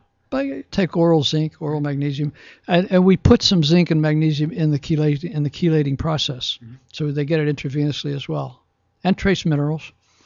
So the chelation process is very well understood. It's been done. We've been doing it now for 30-some years, and we have a lot of smart guys who have been doing it. My dad got chelation, and he would always come visit me. He'd be depressed. He'd be sluggish. He used to be a very powerful guy. He'd get a chelation therapy treatment. He'd come visit me immediately afterwards. He was felt 10 years younger, always in a much better mood. And then it would last 3 or 4 days, and he kind of slipped back into feeling lousy. Went in the following week, felt real good. So I know on a personal level, chelation is great for an older man, memory, circulation, you name it, my dad. Yeah, and if you do it a little more intensely, you won't have to keep doing it. You do it so you get ahead of the curve. Your dad was behind the curve. My dad was behind the curve. And he was constantly catching up. Right. Now, if I do chelation, and since if it gets rid of heavy metals, so for my father, I noticed, I'm the son, I noticed this. My dad was in a much better mood, much more focused. Why would that be? Well, these heavy metals are smoldering. Mm-hmm. So you have lead and mercury. They're smoldering. They're damaging your circulation and they're damaging your brain. Mm-hmm. And the chelation scoops off the top level. And so you have levels. It's kind of like the La Brea tar pits. It's constantly bubbling up fossils. Mm-hmm. And so you have the lead and cadmium and mercury untreated. They have about a 20-year half-life in the body. So you got all this lead and cadmium and mercury in there, and you don't treat it, then it's constantly smoldering. Now you treat it, you scoop off a layer of active toxic metals, and you feel better. Right. And then you scoop off another. If he started doing it twice a week instead of once a week, he could probably feel good all the time. Oh, really? You can do twice a week? Yeah. When chelation first started, back with Carlos Lamar, back in the 70s and 60s, Carlos Lamar used to do 5 chelations a week. Oh, really? And he would do them for 8 hours. Wow. And he was one of the pioneers. And he got good results with his patients. Brilliant results, better than we're getting now because we don't do that 5-hour thing. Because technologically, you don't need to do it anymore. No, I think it's just a sign of the times that people are impatient. Well, 5 hours. If a patient had to be there for 5 hours, strapped in there that does seem like a long time. It is a long time. It is a long time, and I don't do it 5 hours anymore. We get good enough results with a half hour or the 15-minute. That people don't have to suffer through all that time in an IV, and even though it takes a little longer and it's not quite as efficient, it's much more tolerable. And where's your office once again? Well, my where's office? Your office? Yeah. Motor Avenue, about just south of UCLA. Let me have your phone number once again, please. 310-479-8909. And Dr. Susser, what about the use of intravenous vitamin C? What's your thinking on that? Oh, vitamin C is the most wonderful thing ever created. Yeah, seems to be, yeah. I give a lot of intravenous vitamin C. I use a lot of it orally. It has very little downside. If you understand vitamin C, you can use it in large amounts for a long time in a lot of different ways for a lot of different things. What's the upside on the intravenous vitamin C? Upside of vitamin C is that it has a tremendous spectrum of action. It fights infection. It fights cancer. I mean, it suppresses cancer. It doesn't cure, but it seems to suppress it. Right. And it has this tremendous spectrum of action.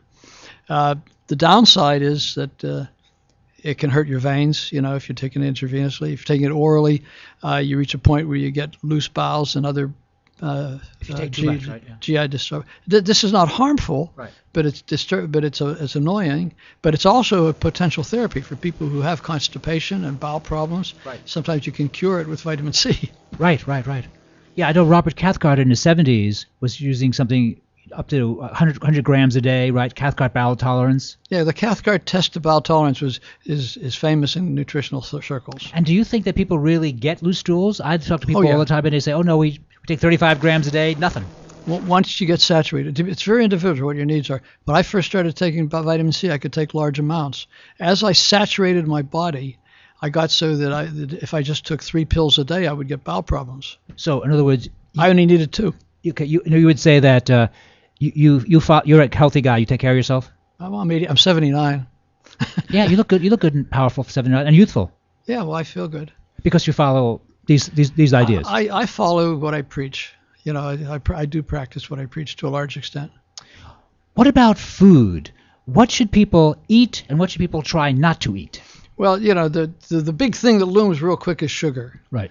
So there's if you avoid sugar, probably caffeine, white flour, and processed carbohydrates, and you got to and various toxic foods like all the things that you like, chocolate, all the things you feel good. When you alcohol. give that advice to your patients, do they say, "Oh, Dr. Susser, we know that already. Tell us something." Well, do they know that already? Now they do. Yeah. But a lot of them don't follow it. But when I was doing this 40 years ago, right. It was shocking. But now you'd say that these, not all your ideas, but some of the ideas we just talked about food, they're widely known now. Oh yeah, oh yeah. School kids know it. I didn't know what hypoglycemia was when I got out of medical school. Right. Now every school kid knows what it is. So that's a good thing, isn't it? Yeah, absolutely. So you being really one of the most influential pioneers of this subject. I mean, it's not like you've been an MD, suddenly discovered the use of salad 3 years ago. I'm not making fun of them, but a lot of these Johnny-come-latelys, they have 3 years under their belt and they think they know a lot.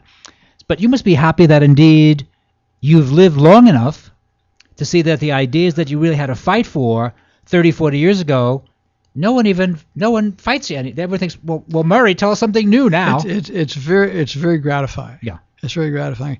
And I remember when I started doing this 35 years ago, 40 years ago, people would say, well, look, you're a pioneer. You're proving everything. I said, no, I won't prove it for another 20 or 30 years, right, as long as I'm around. You had that insight. You knew it would take a long time? Yeah. I knew it.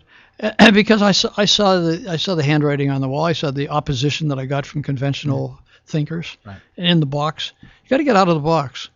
And that's always going to be true. There'll always be something in the box, something out of the box. Right. And I'm just pleased and proud that I got to be doing a lot of things out of the box. And I still have patients come back after years and saying, well, you saved my life 20 years ago. I'm glad you're still around to help me because I got another problem. I have a patient yesterday who 9 years ago was diagnosed as multiple sclerosis. And I treated him with various avant-garde things.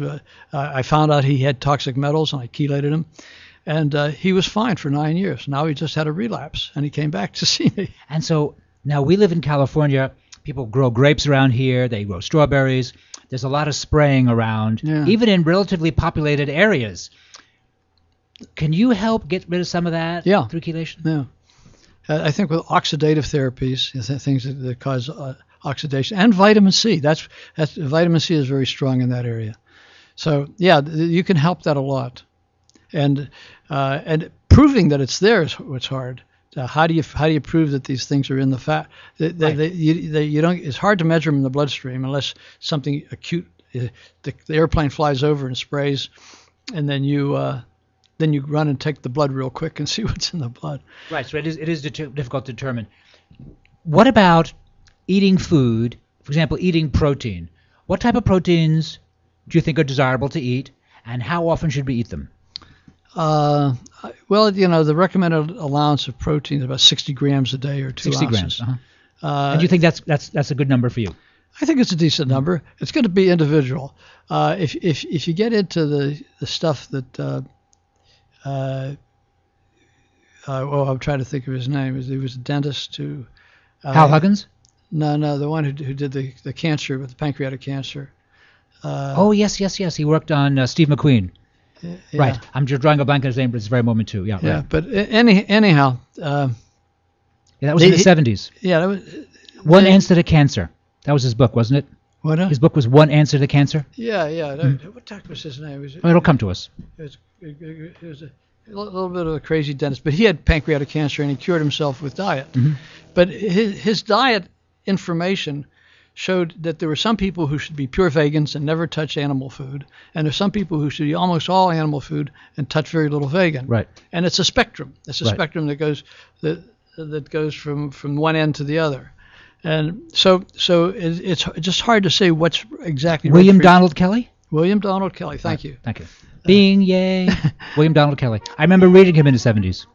Yeah, and Kelly was attacked by everybody. Right. In fact, I remember. In fact, he lived in Texas, I think, and he moved to Washington State, and there were people after him all the time to try and destroy him. Right. Well, Murray Susser, this has been a very lovely interview. I appreciate you being on Here's to Your Health. Well, it's my pleasure. Thank you for doing this. Going to have to bring you back shortly. Okay, good. You're listening to Here's to Your Health on the LA Talk Live Broadcast Network. I'm your host, Josh Lane, and we're going to take a short break, and we'll be right back after these important messages.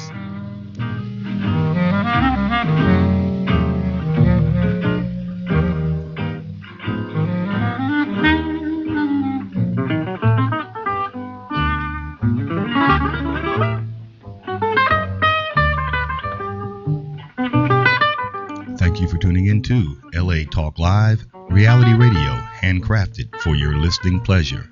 This is LA Talk Live, and we're more than just talk. Stay tuned. It started out like a totally normal day. I love you. I mean, I guess I was a little sweaty and I was definitely sore. I thought I had gas. Turns out I was having a heart attack.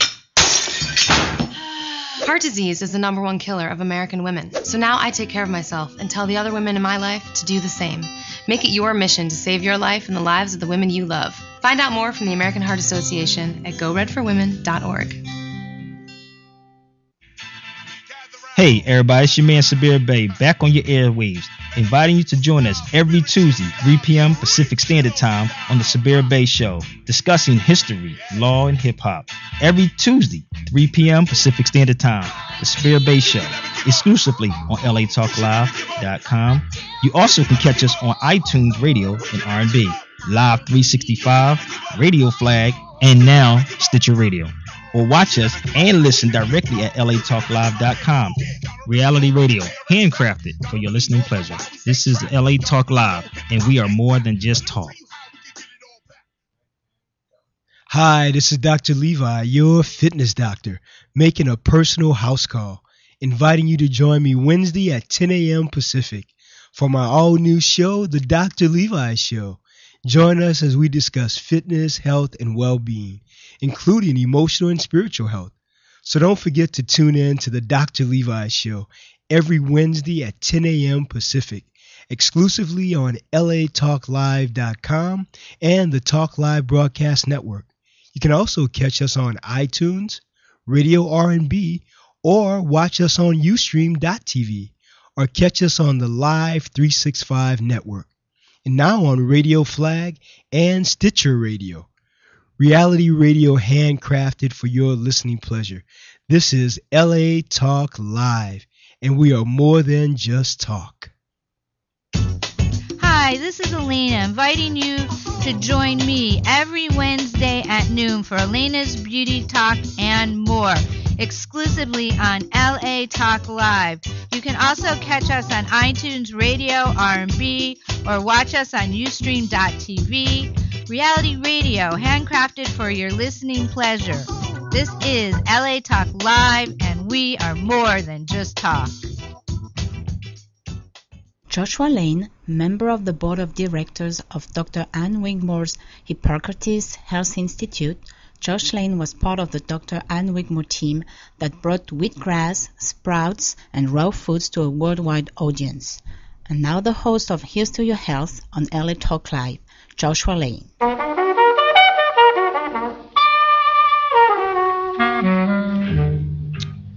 We're back. Thank you for tuning in to this edition of Here's to Your Health on the LA Talk Live Broadcast Network. I'm your host, Joshua Lane. My guest is my co-host, Raphael Cohen-Bakri. Raphael Cohen-Bakri is a registered pharmacist. She's the educator for Boron Homeopathic Medicines, and Raphael appears on Here's to Your Health on a monthly basis. Raphael, welcome back to Here's to Your Health. Hi, Josh. It's good to be here. Thank you for Happy to have having you me. here. You follow Dr. Murray Susser, who really is one of the important fellows in wellness, has a great track record. Now, homeopathy has also been around for a very long time, and you're helping with Boron to make it more popular, and it seems to be, at this point, pretty popular. Yes, it's growing strongly. It's encouraging. Every year we're getting more people on board, more consumers, more doctors, which is the way we want to grow it, by prescribers and people who know how to use it. Even though it's not harmful at all, even if you don't use the right medicine, but you get, of course, better results if you know what you're doing. So, right. So we're trying. To know what you're doing. Yes, always. It's our goal to educate both patients and also physicians. And actually, when I started with the company 11 years ago, Dr. Susser was one of the first I heard of. He had a very good reputation, but it's the first time I can really hear him talking about all the great stuff. He's great. It's just a pleasure to hear this, this thinking. I mean, it really is.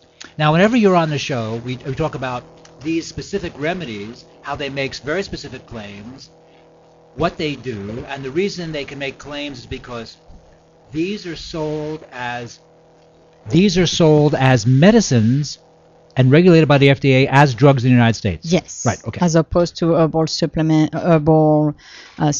vitamins. So it's just a different category. They fall in the same category as your regular medicines. Right. And actually in Europe we consider them medicines. And that's, again, why they make specific claims. So, actually driving here today to LA Station, LA Talk Live, I mean, man, there's a lot of dust blowing around. Mm-hmm. So, you get a nice face full of dust, and it really can't be good for your breathing, can it? No, it's not. And here in LA, it's almost all year round, but we have some, peak season. Like now, I think it's getting really bad. People who are suffering from what we call hay fever, right, or upper respiratory allergy. Well, today especially, really, I came down to 101 to 405, and man, there was lots of dust blowing in the air, and I thought, oh my goodness, I mean, it's bad. It's bad, and I was reading about how many people suffer from hay fever here in the States. It's almost 40 million, 36 million.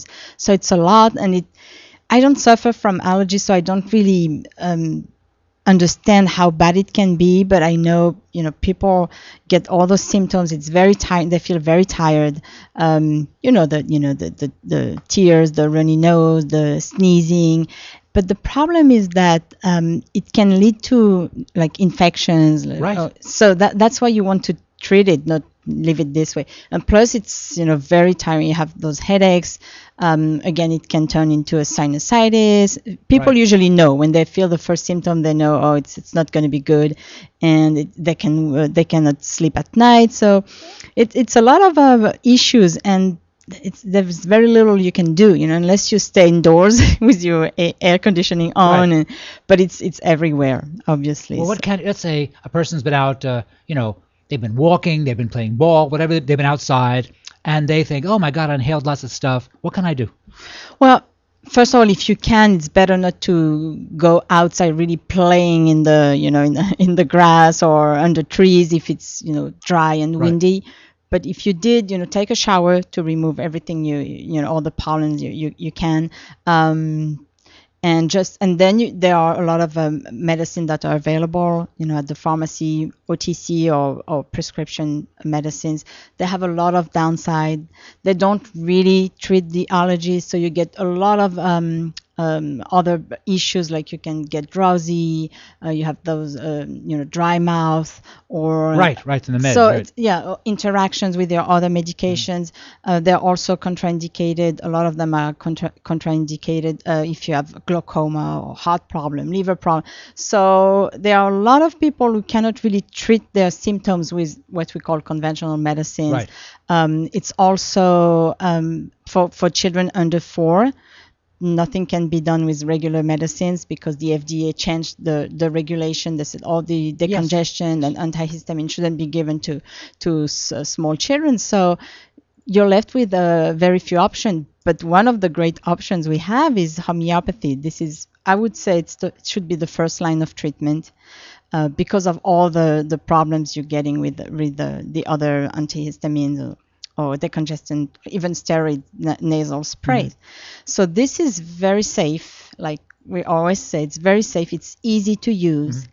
It's OTC, so you don't even need to see. OTC meaning what? Over the counter, meaning right. You don't even need to talk to a pharmacist, or you don't need a prescription to get your medicine. It's always good to check with your primary physician anyway. But at least when something like that happens, you can go to the store, or you can have the box at home, which I think is even better. And it's a great way to relieve all those symptoms. There are several ways you can approach it, but one medicine I really like in our arsenal is called Sabadil. Sabadil. Because it's a formulation that we have experts in the company that come up with the formulation that are easy to use for patients. So this is a formulation that's going to work on a lot of symptoms, all those symptoms you have when you have hay fever. So meaning sneezing, coughing, the watery eyes, the runny nose, the postnasal drip, which very often makes you cough. So everything we're talking about today is without infection. We're just talking about the basic allergy reaction. Right. So they put together a very interesting formulation. It's 6 different medicines. So one is going to be, I'm sure you're going to remember that, the allium cepa, the onion, the red onion. Allium cepa, right. And it's a good way of reminding people how homeopathy work, the opposite effect. So you take a substance in nature that causes symptoms, you dilute it greatly, you make it into a homeopathic medicine, and that homeopathic medicine is going to relieve those similar symptoms. So it's a little, you have to get into that mindset. Okay. But once you get And that's it, been around for a couple hundred years. That's a European discovery invention, right? Yes, German physician, and it came to the United States very, very soon after that, and it was very, very successful. But then, there was some competition, I guess, with the non-homeopath. Competition is a very fair, exactly way to characterize it, right? Yes. But now, so it was very marginal for a few decades, I would say. Well, mostly, say, after the war till about 1965 or so. It was like a 20-year period after the war. From 45 to 65 was marginal, and then it kind of picked up. I think even before World War II, Oh, was yeah, it? Okay. Yes. But there were always people supporting it, always people, using the medicines, but they were not as widely available as now. So it was confidential almost here in the States, while in Europe it was, just it's bigger. Yes, very, very much so. So, but now it's really changing tremendously, and people want to get other options. They're more aware of side effects with their conventional medicines, especially with children. I think we discussed that before, but a lot of parents get into homeopathy when they get their first child because they want something else, and I think it's an educated choice to look for other answers. Your physician is wonderful, you talk to him or her, but if you want to do your own research on the side and come up with other solutions, why not? I think it's all right. So let's say the Sabadil. Let's say I have, my sinuses are bothering me. I just feel rotten. How do I use that? So there are 2 ways of doing it. If you're prone to allergies, you can even take it a little bit when the allergy season starts, even though you don't have symptoms yet. How do I know if I'm prone to allergies? Well, I mean, if you had them before. Yes, yeah, that's what I meant. If you get them every year, so now you see the pollens, you can start Sabadil. It's always 2 tablets. They're melt-away tablets, so you just put them in your mouth. You do that 2 or 3 times a day. At the beginning of the allergy season, you 2 or get 3 times a day. Yes, you're gonna get every much 4 or 5 less hours. Yes, that's a good. I'm glad you're asking because for me it's so obvious. But with the other medicines, you need to be really careful with the space between intakes. You don't want to take too much. This is very important. With homeopathy, it's a little bit different because you're not going to overdose no matter what. So if you skip a dose or if you take twice, it's not a problem. So it's just always approximate, just to cover the whole day. I would say 2 to 3 times a day. So you're gonna get less allergy attacks doing that. Then when you get symptoms because you got exposed to pollens or dust or even animal, you take 2 tablets every 15 minutes for 1 hour. So that's going to take care of 2 tablets every 15 minutes for an hour. Right. Okay. Every 15 minutes for an hour. So it's four doses approximately. And then you can just, as all the time with homeopathy, when you get less symptoms, you can just decrease the intake. Right. So you do that, I would say, every time you get those attacks. This is not going to get rid of your allergies. I just want to make that clear, but it's going to help you with the symptoms. I see. Yes. So I'm going to have less. My eyes aren't going to tear. My nose is not going to run. And it works really fast. Mm-hmm. So that's why I was mentioning allium cepa, which is the red onion. So all the symptoms you would get when you chop a red onion, this is very similar to what you're getting when you have a hay fever. Oh, I see. So that's right. That's very true, right. Mm-hmm. So allium cepa is going to take care of the watery eyes, the clear mucus, the runny nose, the nostrils that are irritated. So that's one of the 6 medicines we have here. We also have histaminum, which is a dilution of histamine, which is the main mediator in an allergic reaction. So by giving the diluted histamine, you're gonna relieve the symptoms caused by histamine. And this is the Optique. This is very popular, and this is if I'm on the computer too much or exactly. So I brought it today because you can also use it when you have allergy, conjunctivitis. Those conjunctivitis. Yes. Oh my. Again, conjunctivitis that are allergic, not the one that's caused by a bacteria that requires antibiotic, but for all those allergic symptoms in your eyes. So that's why I brought it today, but it's actually also a very interesting formulation. It's, I believe, 7 medicines, and each medicine target a different symptom. So it's allergy, it's redness, it's dryness. Like you say, working on the computer, we spend more and more time on the computer. So your eyes are getting more tired.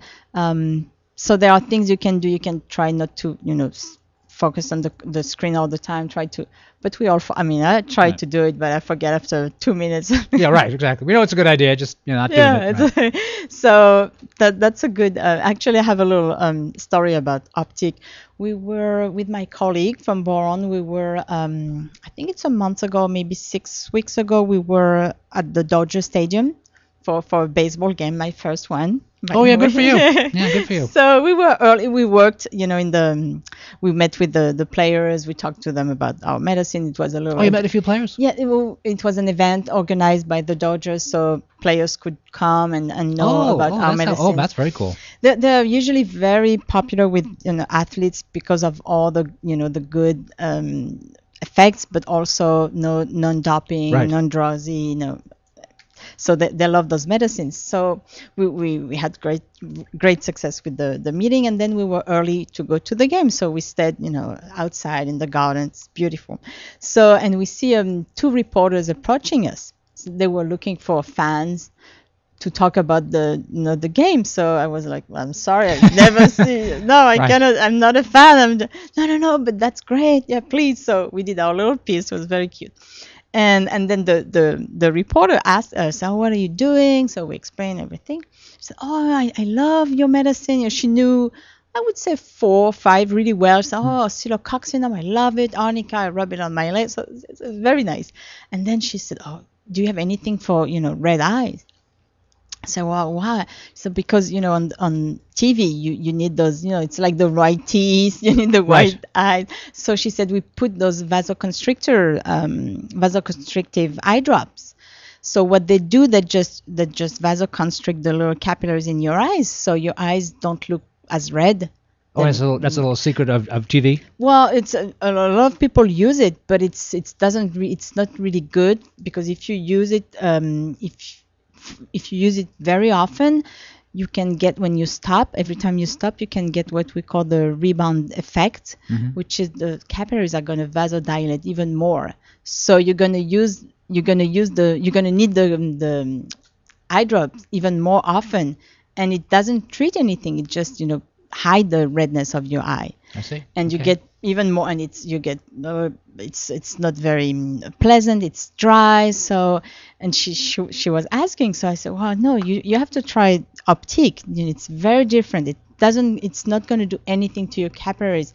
You're not going to have any rebound effect. Right. You can use it as often as you want. It's going to work not only for the redness, but the dryness, the fact that your eyes are tired. And she was so excited because that all those symptoms she has, right? She's always outside with the dust and the pollen. So I explained, and this is very different. It's not like a little bottle. Those are unit doses, which is much more hygienic. Right. Because as you know, when you use a bottle, supposedly you can keep it, I think it's 15 days, but it doesn't stay clean for 15 days, especially if you touch your eye. That's an issue. That could be a problem. It is, and so single serve is just better. Plus, I'm sure people keep it more than 15 days. Yeah, they might. Every time you tell them 15, okay, let's push it to a month maybe. Right. So then you put something that's not clean in your eye, and it's counterproductive. Right, yeah. So this is just it's pre-measured, so you have exactly the right amount of solution. You put it on both eyes. If you have, usually when you have allergies, it's both sides, which is a sign that there's no infection. So you just use the dose and you discard it. We don't put any preservative. It's like water. You don't feel, it's not even like water. It's more like tears. It doesn't itch, or it's very comfortable. And she asked, can I use it with my contact lenses?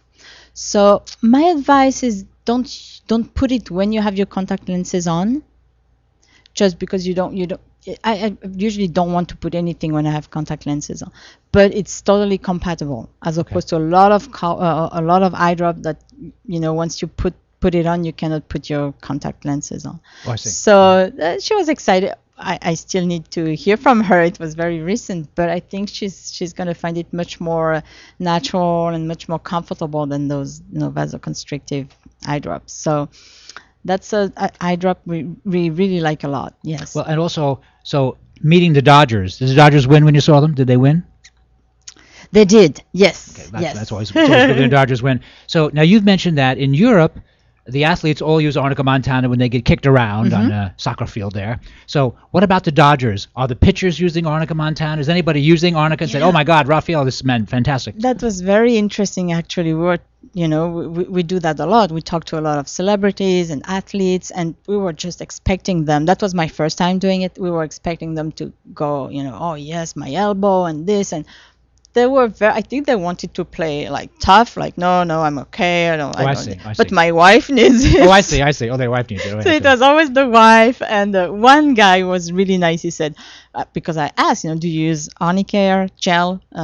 That's the most popular. He said, we all use it, but it's a secret. So oh, I see. That's very sweet. Yeah. No, that was, they really liked all those medicines again, because there's very little they can use, especially when it's the game season. Right.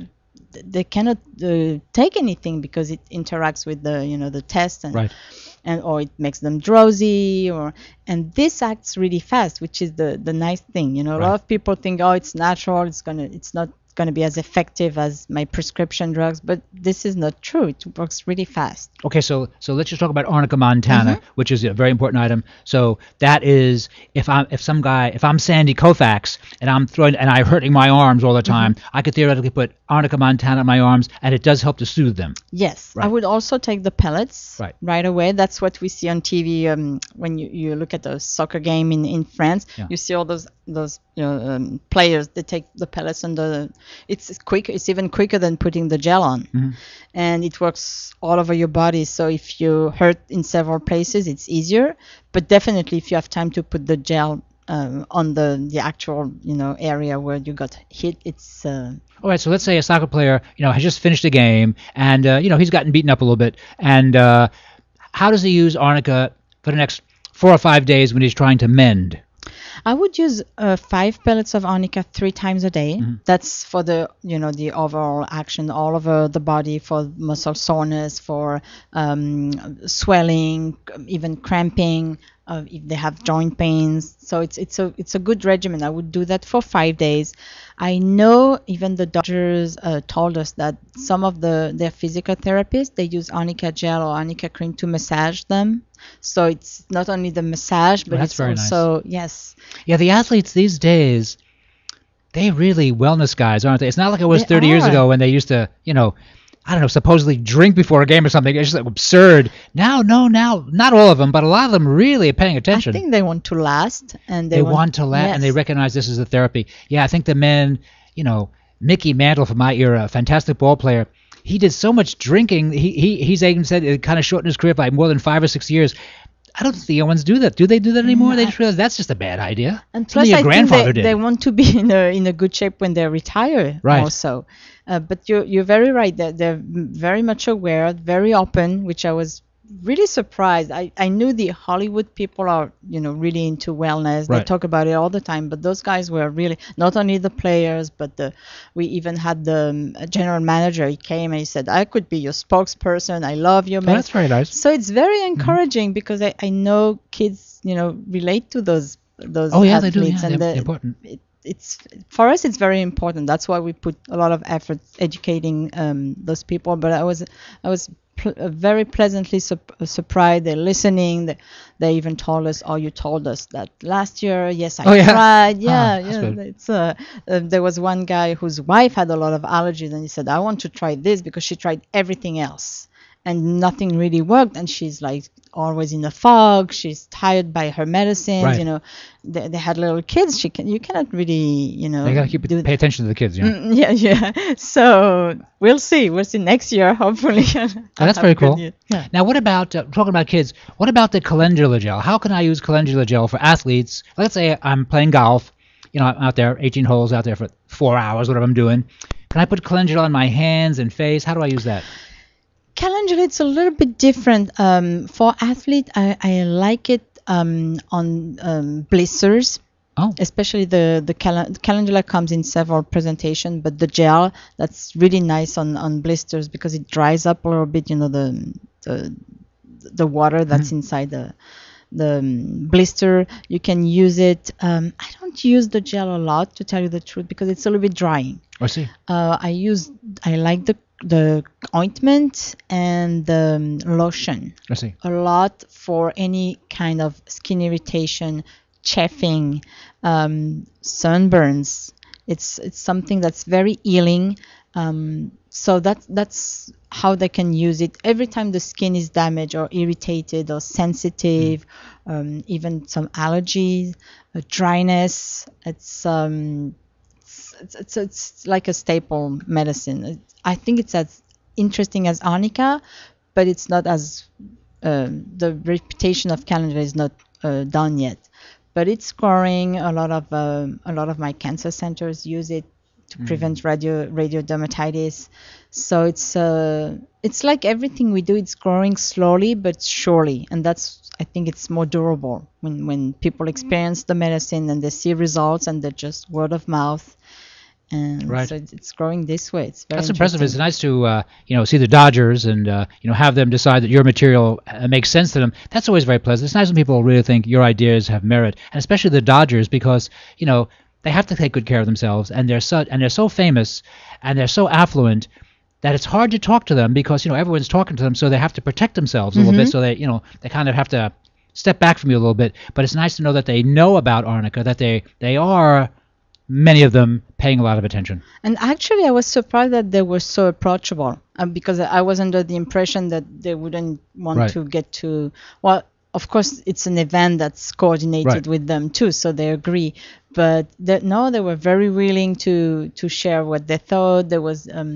I'm sorry, I don't know their names. I'm not even sure. I should tell their names anyway. That's okay, no problem. But there was a new player. I think he wasn't too familiar.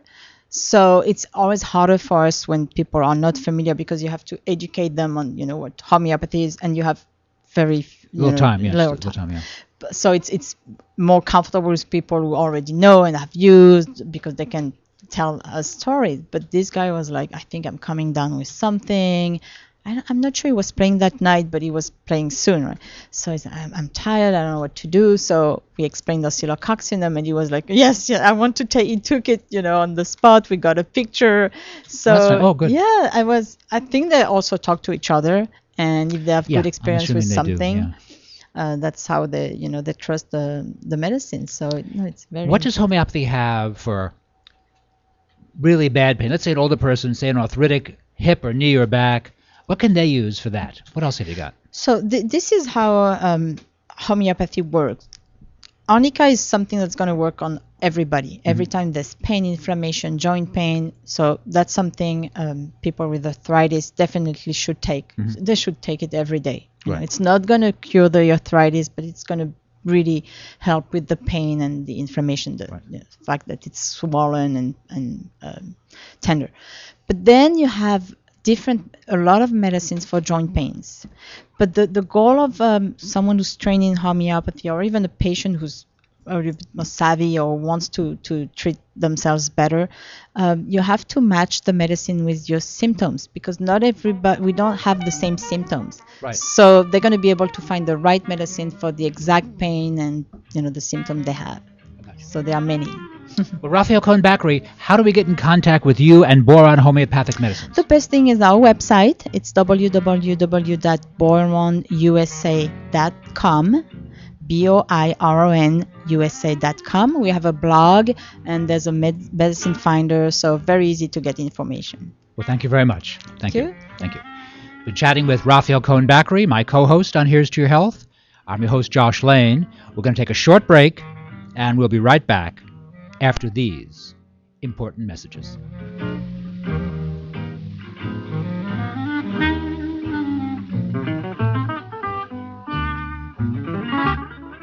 Thank you for tuning in to LA Talk Live, reality radio handcrafted for your listening pleasure.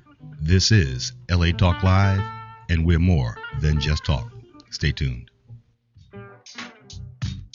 Young Connection, your one-stop connection for all your graphic design and commercial printing needs. Young Connection is a full-service printing and media design company dedicated to providing the highest level of customer service and satisfaction. Young Connection provides swift response and rapid turnaround services for banners, brochures, business cards, letterheads, church bulletins, funeral programs, flyers, logo design, posters, and much, much more, all at an affordable price. Young Connection, the official printing company of LA Talk Live. Give them a call at 310-491-3336. That's 310-491-3336, or visit their website at www.youngconnection.com. That's www.youngconnection.com. Young Connection Printing and Media Services, proud sponsors of LA Talk Live, where it's more than just talk. Hi, this is Susie Pruden. And yes, you've seen me on Oprah, Good Morning America, and The Today Show. And I'm inviting you to join me every Monday from 3 to 4 for my new show, Mastermind Live. Join us as we introduce you to the new thought leaders of the world who will inspire you, support you, and guide you to your next level. So don't forget to tune into Mastermind Live exclusively on latalklive.com. You can also catch us on iTunes Radio R&B or watch us on Ustream TV. Reality radio handcrafted for your listening pleasure. This is LA Talk Live, and we are more than just talk. Hey everybody, it's your man Sabir Bey back on your airwaves, inviting you to join us every Tuesday, 3 p.m. Pacific Standard Time on the Sabir Bey Show, discussing history, law, and hip-hop. Every Tuesday, 3 p.m. Pacific Standard Time, the Sabir Bey Show, exclusively on latalklive.com. You also can catch us on iTunes Radio and R&B, Live 365, Radio Flag, and now Stitcher Radio. Or watch us and listen directly at latalklive.com. Reality radio, handcrafted for your listening pleasure. This is LA Talk Live, and we are more than just talk.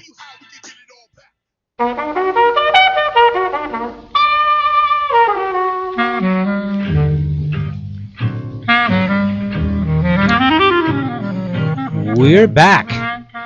Thank you for tuning in to this edition of Here's to Your Health on the LA Talk Live broadcast network. I'm your host, Joshua Lane. I'm here today with my co-host, Dr. Hans Kugler, a PhD at Stony Brook. Hans Kugler wrote the first book on anti-aging in the United States. I think it was 1974.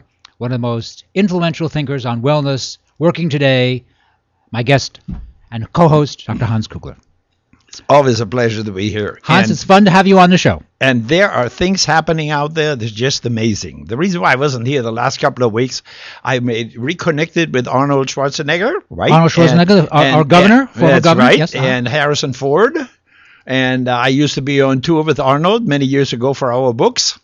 And actually, this is a really funny story. I think I should tell you that. Go ahead. We were in Detroit on one of, we were told, the toughest radio talk shows. We were told that the host would insult you just to get ratings. And there was a big table up there. He set the guests on one side. He sat on the other side close to the door that they had no handle on it, and so on and so on. And he starts the show by saying, by starting the show with, "Oh, audience, too bad you can't see this. Today we have Dr. Kugler, 7 Keys to Longer Life." Oh, so complicated. And then Arnold Schwarzenegger. I mean, muscles, etc. Let me start this interview with a question to you, Mr. Schwarzenegger. How does it feel to have all muscles and no brains, right? You know what Arnold said? Arnold just smiled and he responded. He said, let me answer this with the counter question. How does it feel to have neither? Good comeback from Arnold. That's right. And I came in and I said, but Arnold, I have to some degree agree with the host. And Arnold sort of behind the closed hands, what are we talking about, right? I said, well, the host said earlier, too bad you can see this. I mean, obviously you've seen Arnold's pictures, and I'm not so bad either, But here, let me describe the host. He's fat, bald, overweight, smoking cigarettes. No wonder he's on radio. They would laugh him up. And we went at it for an hour. At the end of the show, the host comes over to us, and he's smiling. He says, guys, every time you want to be back on the show, we probably have the best rating in a year. Well, that's good. Yeah. No, it's nice to talk about wellness, and now, luckily, people are listening. It wasn't like it was 30 years ago. People kind of maybe thought it was a sideshow. Now I think now they're paying attention. What were you doing with Harrison Ford? Well, Harrison Ford is also a pilot, right? And Harrison Ford made this Years of Living Dangerously, the show that's now being shown on Showtime. Right. It's a series, TV series about climate change. Right. But the real interesting part here is they're not trying to prove it. I mean, everybody in the science, we know it exists, right? Even so, the baloney guys out there, they are spending $543 million over the past few years to seed bogus arguments, that it doesn't work and so on and so on, Right. But anyway, one of the very first things that they talked about was, look how millions of people around the world are thrown into disarray, into literally wars and so on. He said, look at Syria. And everybody thinks, what does that have to do with climate change, right? He says, well, if you look behind it, that bigger river they had, the river literally dried up. Millions of people, 8 million people had to relocate. 2 million farmers. Oh, an important river in Syria dried up. Right. 2 million farmers moved into the city, Damascus, where they're living at 8 people per room with no jobs and nothing, right? And here come the Muslims. Right. I mean, the Al-Qaeda, et cetera. Oh, yeah, this is like a revolution and it's they're against you, et cetera. It's total nonsense, right? And the really important part here was that the relocation was due to the climate change that dried up the entire area. And then they give you an example in one little town where Al-Qaeda apparently went in and said, okay, here's this. I mean, in my opinion, this is Adolf revisited. There's no question about it. I mean, if you look at what happened in Germany after World War I, I mean, there was inflation and nobody had jobs and everything. Here suddenly come these guys, hey, we're going to fight that war and go with us and so on and so on. Anyway, there's a small town where they gave the people a choice. Either you are with us, go to the right, or if you're not, go to the left. And the one to the left, they took machine guns, shot 120 people, just let them lay there. Do you ever hear on this on the television, on the news? No, you don't, right? And then they continue very simply, we don't have to go as far as here. Look here in the U.S. He says, in the U.S., let's take Texas. Texas is dying. The cattle industry is dying because of the drought. Texas farmers are sending their major expensive breeding cattle to Canada to survive. It's not only in Texas and other areas too. LA Times recently had a big article on it, that the steak prices are going to go up, right, because of all this. In North Dakota, again, in total agreement with climate change predictions, there was an extremely increased snowfall. Thousands of cattle huddled together, dead. They didn't even know what to do with the carcasses. Did you see that on television? I don't think so, right? No, I mean, it's really distressing, And he said, let's take one of the cities in Texas, Plainview, right? Plainview, there was a big meat packing factory, and on top of the already pretty large unemployment, the meat packing factory closed. 10% of the people lost their jobs. Nobody can make their house payments. There's no other jobs available. It's in totally disarray, right? And we're not doing anything about it. I mean, what we're doing about it is just very, very distressing.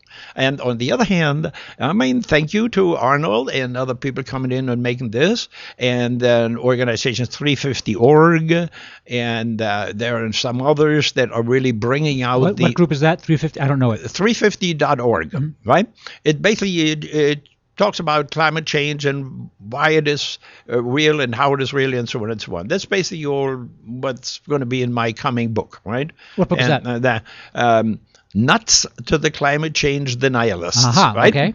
You know, actually, why would I say nuts? Well, you know, the origin of nuts, it's actually during the end of World War II. The Allied forces were moving in towards Germany. Oh, World War II is lost, you know, for Germany. And suddenly out of nothing came a Panzeroffensive with Tiger tanks, 180, 360 artillery. They were running through the Allied forces, puncturing through. It could have changed the whole World War II.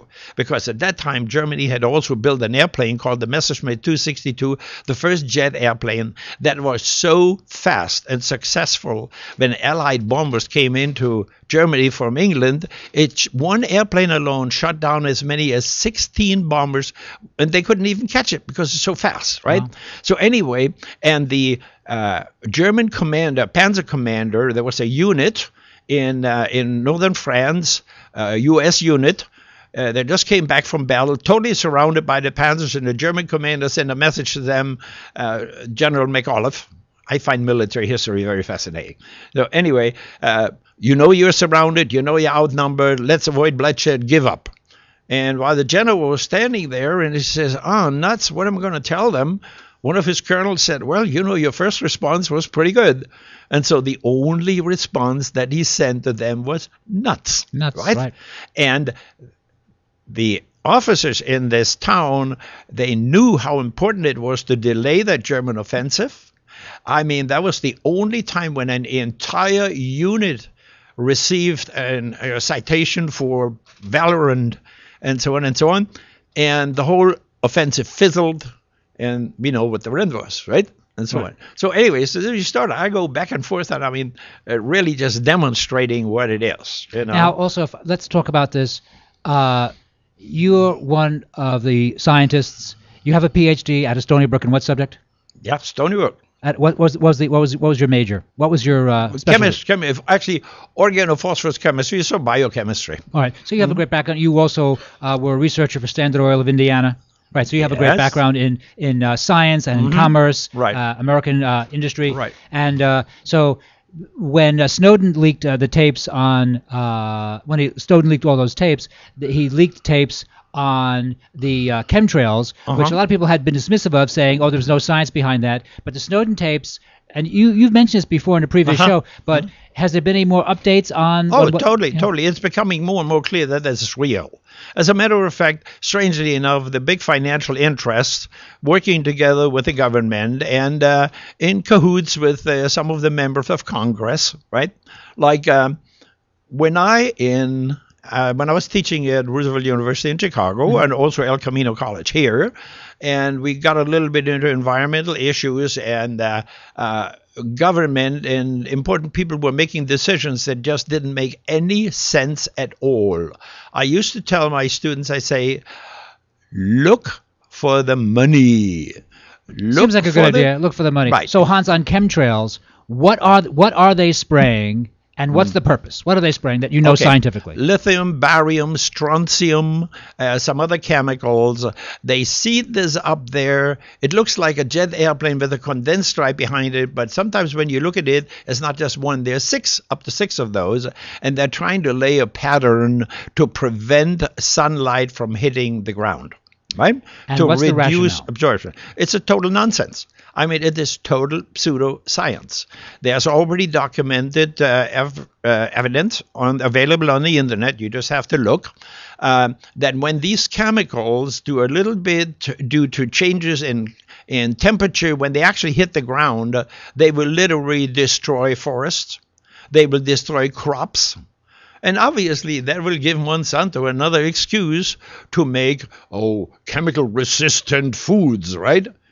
And I mean, it no question about it. But it seems like just terrible science. How come, since the Snowden tapes leaked this information, and it's obviously available, why hasn't there been more of a public outcry about it? Why haven't scientists said, hey, this is a bad idea? And why haven't some people in government say, hey, we're destroying cropland here for no reason?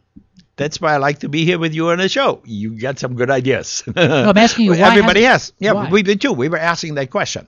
So we contacted some of the real climate change scientists. And guess what? The first response, like they don't want to talk. And then you get to know them a little bit. You tell them, you chat, and, maybe they check you out, what you're doing. And suddenly they loosen up. And guess what? Many of them are so totally ticked off because they are not being asked. Right. All the decisions are made by inside people, let's say from the oil industry, from the coal industry. And I mean, their so-called experts are just bullshitters. Right. And that's the real opinion, right? And on their basis. Now, in detail, if you look at these, the chemtrails, yes, it makes absolutely no sense. A, because of the chemical risks, right? B, the health risks. There are several doctors on the internet now with videos showing that actually causes, including Alzheimer's and so on, right? Because they're spraying aluminum. That's right. Right. And that is obviously liked by Monsanto, right? Gives them another excuse to do this. If you lay a pattern up there, it will actually reduce incoming sunlight that will produce electricity with solar panels. It will reduce that, right? And it makes absolutely no sense, right? But that's not the only area in this thing. Fracking is another one. There is now the risk. Before we run to fracking, do you think that in a year or two or three, hard to predict the future, but that there'll be such an outcry they'll just kind of shut that program down? Well, I hope so. I mean, the people are really getting upset, and there are stronger and stronger people pointing out all the mistakes and all the errors that are being made out there, But really, it's very strange. Do any of them, for example, now California is a pretty intelligent, progressive state on environmental issues. We have a lot of great parks here, state parks. We protect a lot of things. I mean, California doing a good job in general. Maybe things could always be improved, but doing a great job in general. Has anyone in California state government said, listen, we don't want you spraying here? Nope. No? Well, I mean, yes, there are voices that oppose it, but the bottom line is basically they're going along with that, and it's all money, right? It's all the federal government is paying for that. Well, no, not only this, it's dirty money that's behind it. Like when people run for office, especially for the House, they get PAC money, and that PAC money is almost unlimited. So those people are voted in. They now vote along with the polluting interests and so on. I mean, it made absolutely no sense, right? And you have really no voice. I mean, this we the people has gone in many different areas. Right. Unfortunately, that seems to be so. And many people are saying that, right? Right. But it goes into many different other areas. Okay, I mean, it's not just this. Now, you mentioned fracking, and that's a concern. A lot of people record as a concern. And you are the first person that I've heard say that fracking, they pumping chemicals into the ground when they don't need to do that scientifically. It's just a way to pump chemicals into the groundwater, and polluting the groundwater, simply not to have to pay to have them disposed properly. Exactly. And I believe you're like one of the first guys I've ever heard say that. And since you're a scientist, that seems shocking that state officials don't recognize that. Well, as a matter of fact, I did a news release where we looked at the data and published this.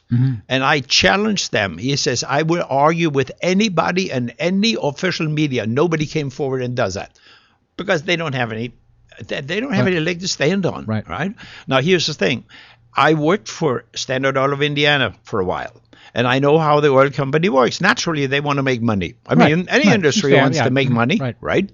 Okay, but the key point here is when they decide to do something like this, they do it in a very slimy and dishonest way. We know, and that's 100% established in the oil literature and so on, that fracking works with finely ground sand and water only. Now they're putting in fracking chemicals. Fracking chemicals, what's there? Oh, to increase the yield? I looked at all the data. There is not one piece of information in their scientific study that shows that the results, the yield is improved by putting these toxic chemicals in there, right? Now, and then it's all, it's secret, right? It's proprietary, right? I mean, we can, proprietary. Anyway, so we looked at this thing, and I make some comments on some real big shows, and suddenly behind the scenes there are some voices that don't want to be heard by somebody else, and suddenly I receive emails. oh, this is the stuff that's in Pennsylvania, and this is the stuff that's in etc. And we looked at it. They are totally different. They are just toxic chemicals, right? And of course, when you pump toxic chemicals in the groundwater, you permanently destroy the groundwater. Totally. They don't decompose. And these guys who are doing it, I mean, everyone wants to earn $1, but these people really just, they don't care. They just don't care. Is Exactly. that it? It's That seems totally kind of shocking amazing. that they don't care that they would contaminate all Their this own groundwater. environment, their Yeah. own planet, their own everything, right? Yeah. It I is- mean, everyone wants to make $1. I have no problem with that. It's Right. great to earn $1. But it's just amazing that they're getting away with that. And it's amazing also that the health departments in the Mhm. various states and cities would allow that. Well, there's a lot of very phony regulations. Oh, we are not responsible for that. This other department is responsible for that. Oh, when you talk to them, oh, yeah, no, the rules are not quite clear and so on. But more and more people are coming around to it. In some areas, they've already ruled no fracking, and they're looking closer into that. I mean, we know that. Right. But the bottom line again, Professor Kirk Smith, Nobel Prize winner in chemistry, basically said fracking, bottom line, is worse than coal. Coal is pretty damn bad. Right. It doesn't only put CO2 into the air, it puts toxic minerals, mercury, arsenic, whatever, right? And the bottom line is also nobody looks at, A, the toxic chemicals they're putting in, the risk of totally polluting the groundwater, right? And there are many different other areas that they really don't tell you. Well, it requires humongous high-pressure equipment to put the water and the sand and all these chemicals to push it down into the ground. Or do you think they run on air? Right? I mean, the chemicals that the energy they require to do that is tremendous. And what nobody ever tells you, there's a close to 4% leakage of the methane into the environment. That's by the natural gas. Right. Right? And again, Professor Kirk Smith has shown, that's published data, that methane versus CO2 was used to be, they believe that it was about 23 times as severe as CO2. Methane. In causing environmental damage. Well, Kirk Smith's laboratory showed that it's actually 72 times as risky. If you go to areas in the north or the South Pole where little maybe rivers or lakes that are now warming up, they look as if they're boiling. Well, when you check into it, it's methane coming out of the water. In the water it's what's called a clathrate. It's water and methane, a crystalline substance. When it was cold, it stayed cold forever. And it's also in the permafrost areas where we have something like 3 gigatons. I mean, the amount is just unbelievable that's in there. But now it's warming up and it's going right into the air.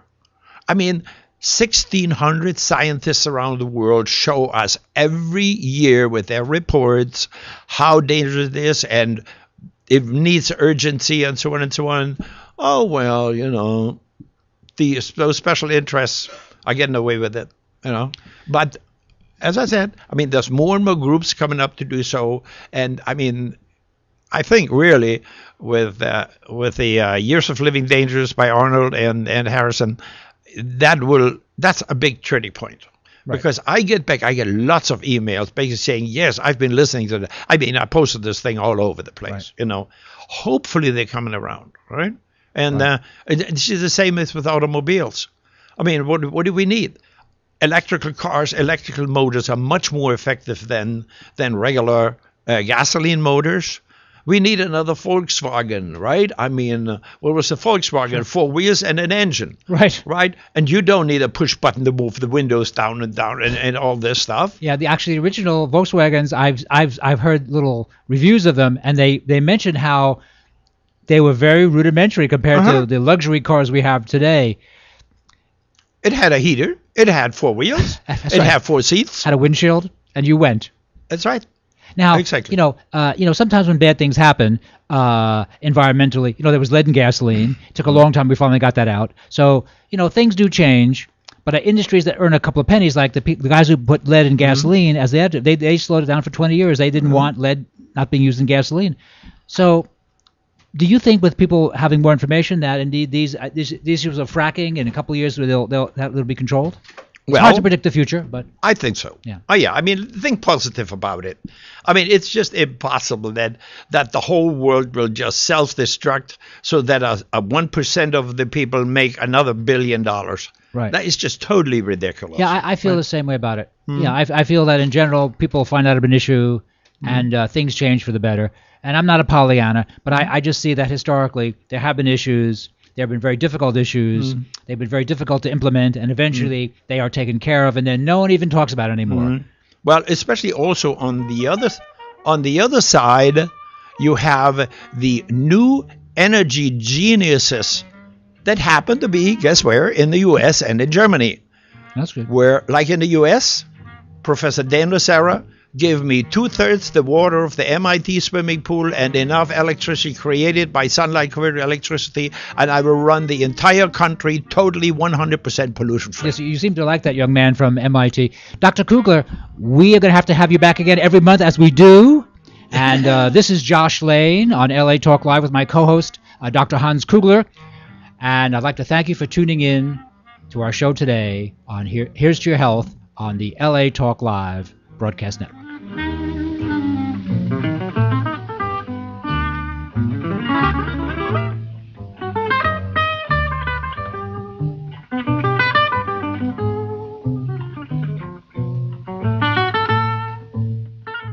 Thank you for tuning into LA Talk Live and the Talk Live Broadcast Network, original reality radio, handcrafted for your listening and viewing pleasure. This is LA Talk Live, and we are more than just talk. Stay tuned.